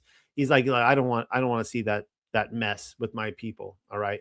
I don't know if the later identification, especially maybe more Persian or Hellenized times of a eunuch being beardless, is what was going on with the Torah at that time. So the interpretation for the rounded skull. We have this right here. And clearly we know that people can bind their heads. They can also, stretch their necks. If you've been to seen the Maasai tribes, they can pull down their ears, that kind of stuff. But of course, in the Chinese and Far Eastern culture, Asian cultures, we see the women binding their feet and making them really little, tiny little things, fit in these little tiny shoes as they grow older, which is really disgusting that they would do that, mess with their daughters that way. But they would bind their heads and do this. And, that's one of the kind of the things with the pharaohs, right? With these big hats, were they also, were they binding their heads, or maybe not? Maybe something else was happening. And were these the shapes of the gods that they worshipped? Which brings us, of course, you already saw this. I gave it away when I scrolled down with Indiana Jones, the Kingdom of the Crystal Skull, which I actually saw was it the Mitchell skull in the Smithsonian about 20 years ago. I remember going and seeing it there. And yeah, so that's kind of interesting. And of course, they made the connection there that these elongated skulls, whatever the controversy is on the crystal skull, if the crystal skull is legitimate, I know that there has been research out there where some people are insinuating, suggesting, no, it really is legitimate, that it really was belonging to a biological creature at some time, like maybe one of the Watchers or something like that, which is what they suggest. But what was really interesting with the ending of the Kingdom of the Crystal Skull is that they showed that the riches, the gold of this place was actually the civilization, the archaeology that they planted, that they basically created all the different cultures. The Watchers, the Anunnaki, are responsible for that. And that does explain the mysteries of heaven that came down for sure. So I think that's pretty close to the truth. All right. Well, now I have the unpleasant duty of, hide your wife, hide your children, pause the video if you must, but sex with animals. I'm going to show you that, again, like, I don't mean to be vulgar or cruel here. I mean, this is the Bible, right? This is the Bible. Pretty dark stuff at times. I really don't think that it's really that concerned with a bored housewife. The man goes off and she's, excited and she sees a bowl. All right. I don't want to disgust anybody. And that would be disgusting if she did that. But I don't really think that is the main concern. I really think that there was something spiritually and religiously going on that would actually help manifest the gods and the spirits through this activity. So he's warning them about, like, when he says, like, you had better not go and, worship me the way these people worship their other gods. Like, you will not do that. This is one of them. This is one of the ways they would worship their gods. Gospel of Philip says, a bridal chamber is not for the animals. nor is it for the slaves, nor for defiled women, but is for free men and virgins. So just a little emphasis there. I almost wanted to quote from C.S. Lewis in The Last Battle, where he shows the Narnian animals at the Last Judgment, that the talking animals that are saved go off. I think it's to the right, and then to the left, the talking animals that are damned because of their life choices, they become dumb animals, and they go off to the left. And it's the same thing. Biblically, to become an animal is to be, commit whoredom, right? To be spiritually dumbed down, to be demonized.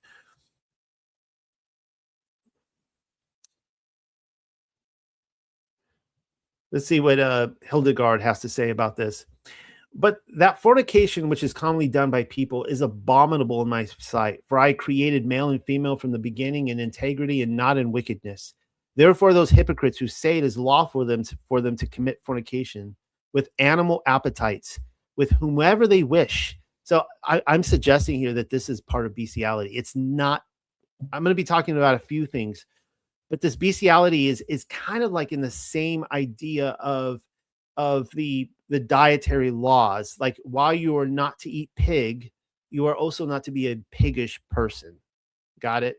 So while it is okay to have intercourse, sexual relationship, do not have an animal type of a relationship. So animal appetites with whomever they wish are unworthy of my eyes, because despising the honor and loftiness of their rationality, they look to the beast and make themselves like them. Of course, this is what Barnabas says right here. Concerning meats, then Moses received 3 decrees to this effect and uttered them in a spiritual sense, but they accepted them according to the lust of the flesh, as though they referred to eating. Actually, that's a terrible translation. I don't know why I put that one in there. This is one of the biases of translators. Oh, I guess I'm glad I showed you, because a couple weeks ago I showed you the better translation, where he says they took it to be only about about eating and not about their very character.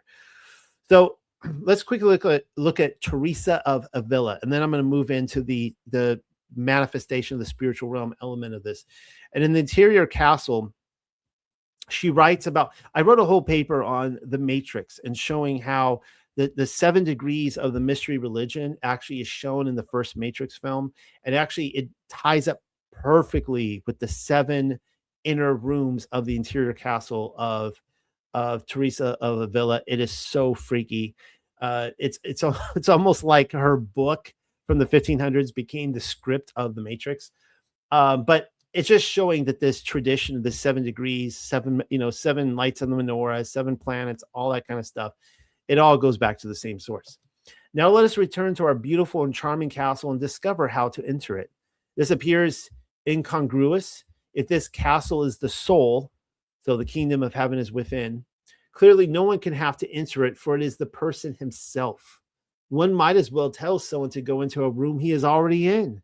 There are, however, very different ways of being in this castle. Many souls live in the courtyard of the building where the sentinels stand, neither caring to enter farther. This would be, by the way, the court of the Gentiles in the tabernacle, nor to know who dwells in that most delightful place, what is in it, and what rooms it contains.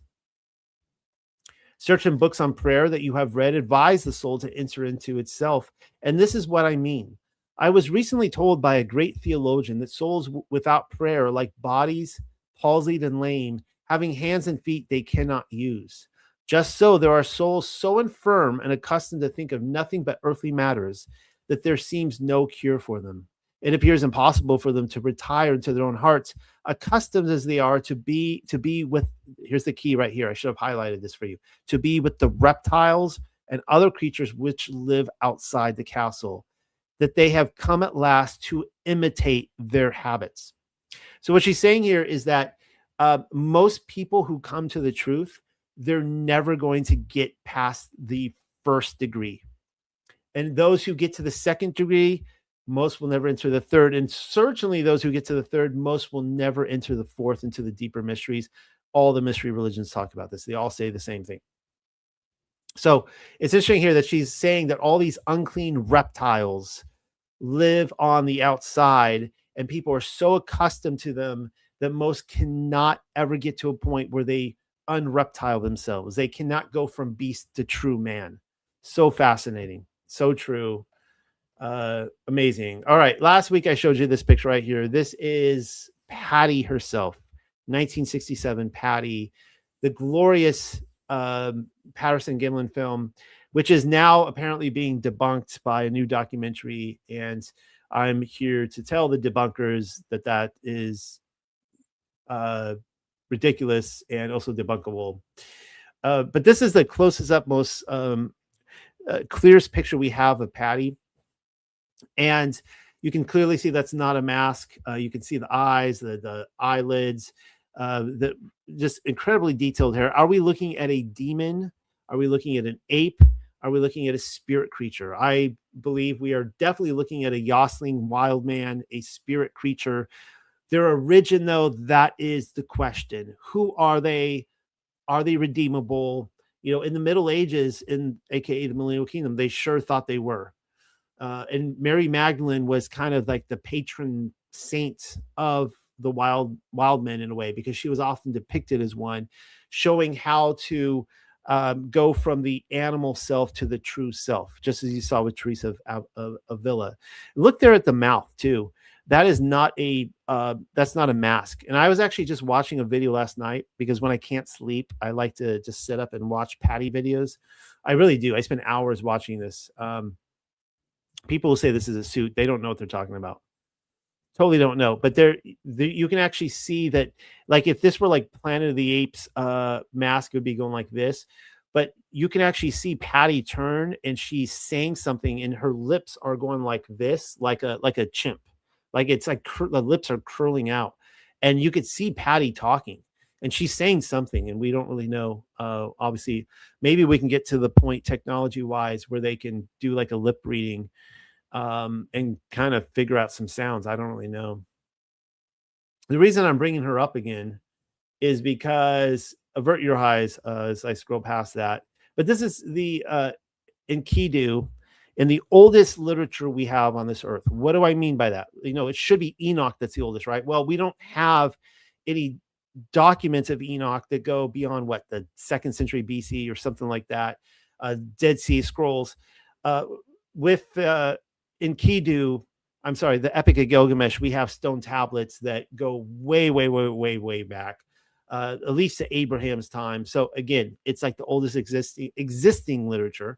And in the earliest story is Enkidu, and he is none other than a Sasquatch. He's a wild man.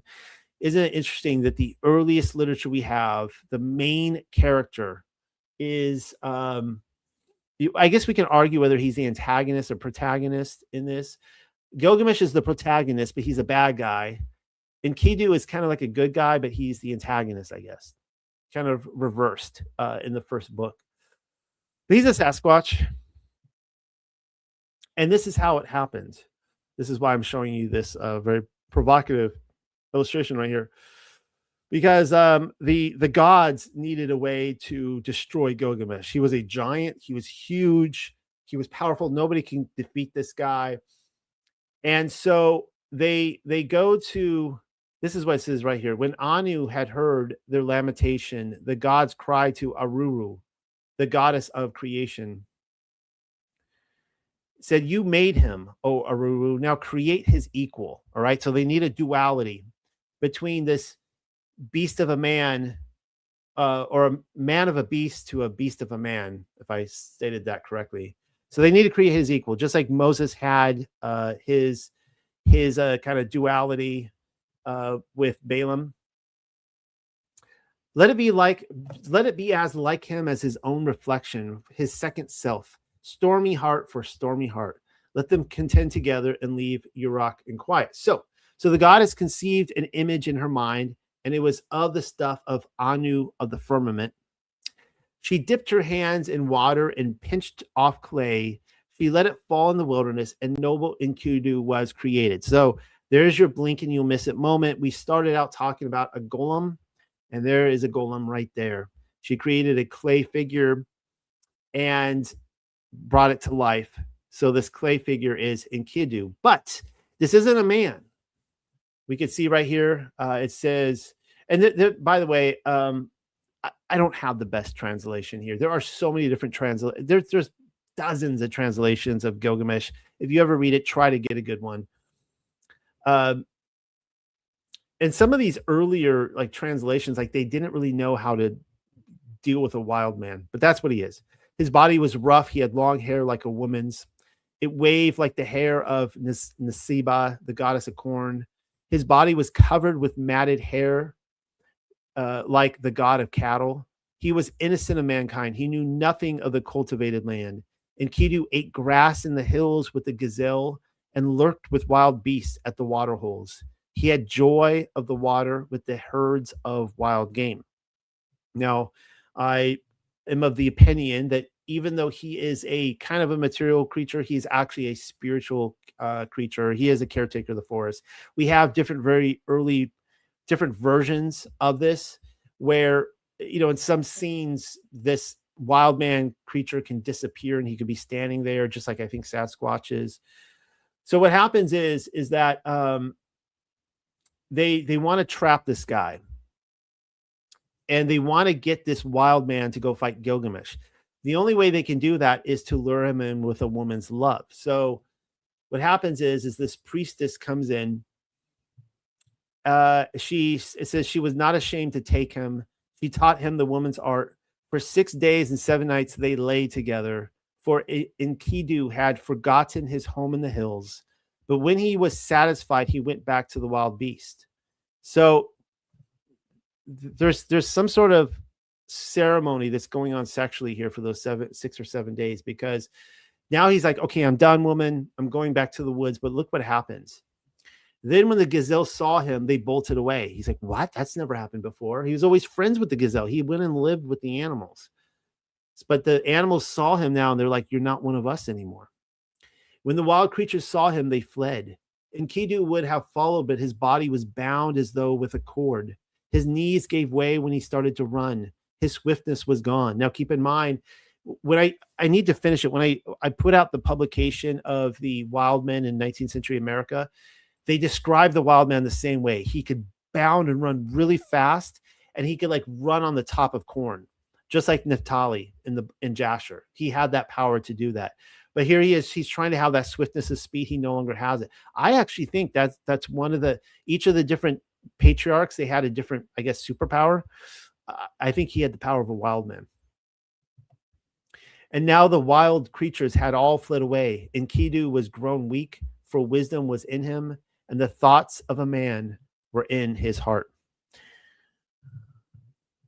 So we read earlier about, the wisdom of the earth versus the wisdom of heaven. According to this, they're ascribing him now. He has the wisdom of heaven, of the gods. This is the Epic of Gilgamesh version of it. I think you guys all understand. I do think that there's something to it, though, that these different gods had parts in creating different elements of creation. And I really do wonder about the Sasquatches, the wild men, because in other books, like other Sumerian tablets, it's the same thing, that the Anunnaki specifically created this kind of unique gorilla-like supernatural race, that there was their special touch. That might be what we're seeing when we, did Yah create the Sasquatch or not? I don't have that question answered for you guys. All right. So we're going to end it tonight on, being that this is such a dark chapter, we're going to end this with the Shining in Leviticus 20. And I'm going to show you what's kind of really going on here with the manifestation of the spirits. Of course, Danny in this movie, in the Stephen King movie, he has the shine. He's got the shining. And this is, there are people, of course, out there that have this, right? There are those who are more sensitive to the spirits. Some of you out there may have the shine.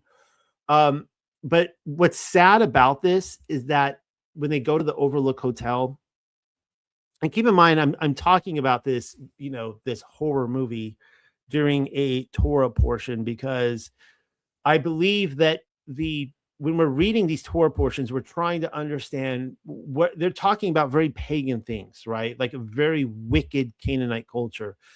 And we're trying to understand, what are they talking about? What is the context, right?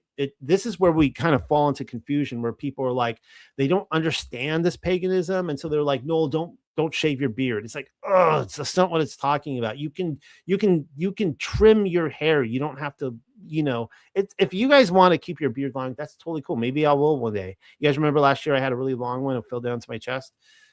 People, when I cut it, like I had so many people writing me going, thank you for cutting your beard. Some people liked it, but I think more people liked it when it was gone. But unfortunately, in this, it's not just a story about ghosts. It's how these spirits are actually being manifested. So right here, you see that Danny has just gone through a very traumatic experience where he's not talking. He's being talked to by a psychiatrist, which tells us that he has already been sexually molested by his stepfather, unfortunately. And notice that he's on a teddy bear. Now that teddy bear is the key. This is going to be the manifestation of these. There's going to be a tie here between the bestiality and the improper sexual behavior between thy father's nakedness, thy so on and so forth. And this is included in that passage that brings to life these spirits. So you see how this works, how the bestiality, thy father's nakedness passage, and these spirits all come together. And there he is. There you can see he's laying on a bear. We see these bears show up in the paintings later on. And, the unfortunate thing is when he goes into the room with the woman that comes out of the bathtub, again, when he comes out strangled by the spirit, unfortunately, the reality is that was his stepfather that did that. He's seeing the spirit behind it. Think of like the python, like if you could see the python spirit, he's seeing the spirit behind it that's causing his dad to do this. The stepfather does not see the spirit, but the boy does. Here they're giving you another clue when they have you. He's reading a magazine article that's titled "Incest: Why Parents Sleep with Their Children." So these are all clues that were put throughout by Stanley Kubrick. Stanley Kubrick had a way of doing that in his movies, and he would purposely, like, he would do multiple takes where he would move furniture around, and the audience might not realize that, but there's something unsettling. Like they don't realize what's happening. But from scene to scene, you're like, something's not feeling right about this. And that's how he would do it. And so he would plant a lot of little things, like even that magazine that's kind of subconsciously playing on you right there. So there, the bear reemerges. And this is the scene when Wendy is kind of swinging the baseball bat and she knocks him down the staircase right there. And you can see the bear rug in the background. And this is when she's about to have the horrible realization as to what her husband has been doing to her son, and she begins to see the spirits manifest. And when she does, there she sees the bears. And so right there you can, I'll just keep scrolling because it's kind of really gross, but the reality of the world we live in. So there's a connection between the bestiality and the manifestation of spirits and the gods, and what I showed you with the sex with Sasquatch. Yes, you heard it here first, sex with Sasquatch. I don't know why other people haven't talked about that. Maybe they have. Maybe I just haven't paid attention to it, but it goes back to the Epic of Gilgamesh. So when a man lies down with a male, as he lies down with a woman, the command is that he should be burned. Well, unfortunately, in the Stanley Kubrick movie, he's not burned. He is frozen to death.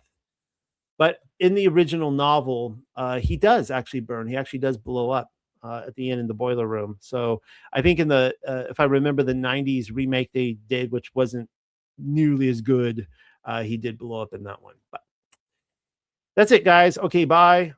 And that's all for this week. I can't think of anything else. Yeah. I'm going to take another drink of coffee. You guys can just sit there a moment. Yeah, Kyle, I actually I agree with you. I didn't talk about the moon landing, but yes, that is I agree with that theory that the movie The Shining was actually showing that they did not land on the moon. Shabbat Shalom, everybody. Remember the good news that we have completed the Total Torah chapter and verse. Can't wait to put it out for you guys. We could have it out in a week, 2 weeks. It's coming really soon down the turnpike. Pray for us. Pray for the Paleo Hebrew Scriptures. We need your prayer more than ever. The attacks are coming. They will continue to come. It has been shock and awe. And I wish that our victories happen on the mountaintop. It doesn't. It happens in the valleys. This is the way Yah designs it. Pray for me. I need your prayer. Remember me, guys, because I hope to be here for the next 10 years. I am going to be here for the next 10 years. You guys cannot get rid of me. You can unsubscribe. Please don't do that. Please subscribe if you haven't. Please like this video if you haven't. But whether or not you acknowledge me, I will be here for the next 10 years. So Shabbat Shalom, everybody. Blackbeard Creek original seasoning. Try it on all of your delicious foods. Your chicken, your beef, your soup, pizza, sandwiches, salads, and omelets. That's right, Blackbeard Creek adds a kick. X marks the spot for taste. Available at polyheart.com. Not available at Quick Trip.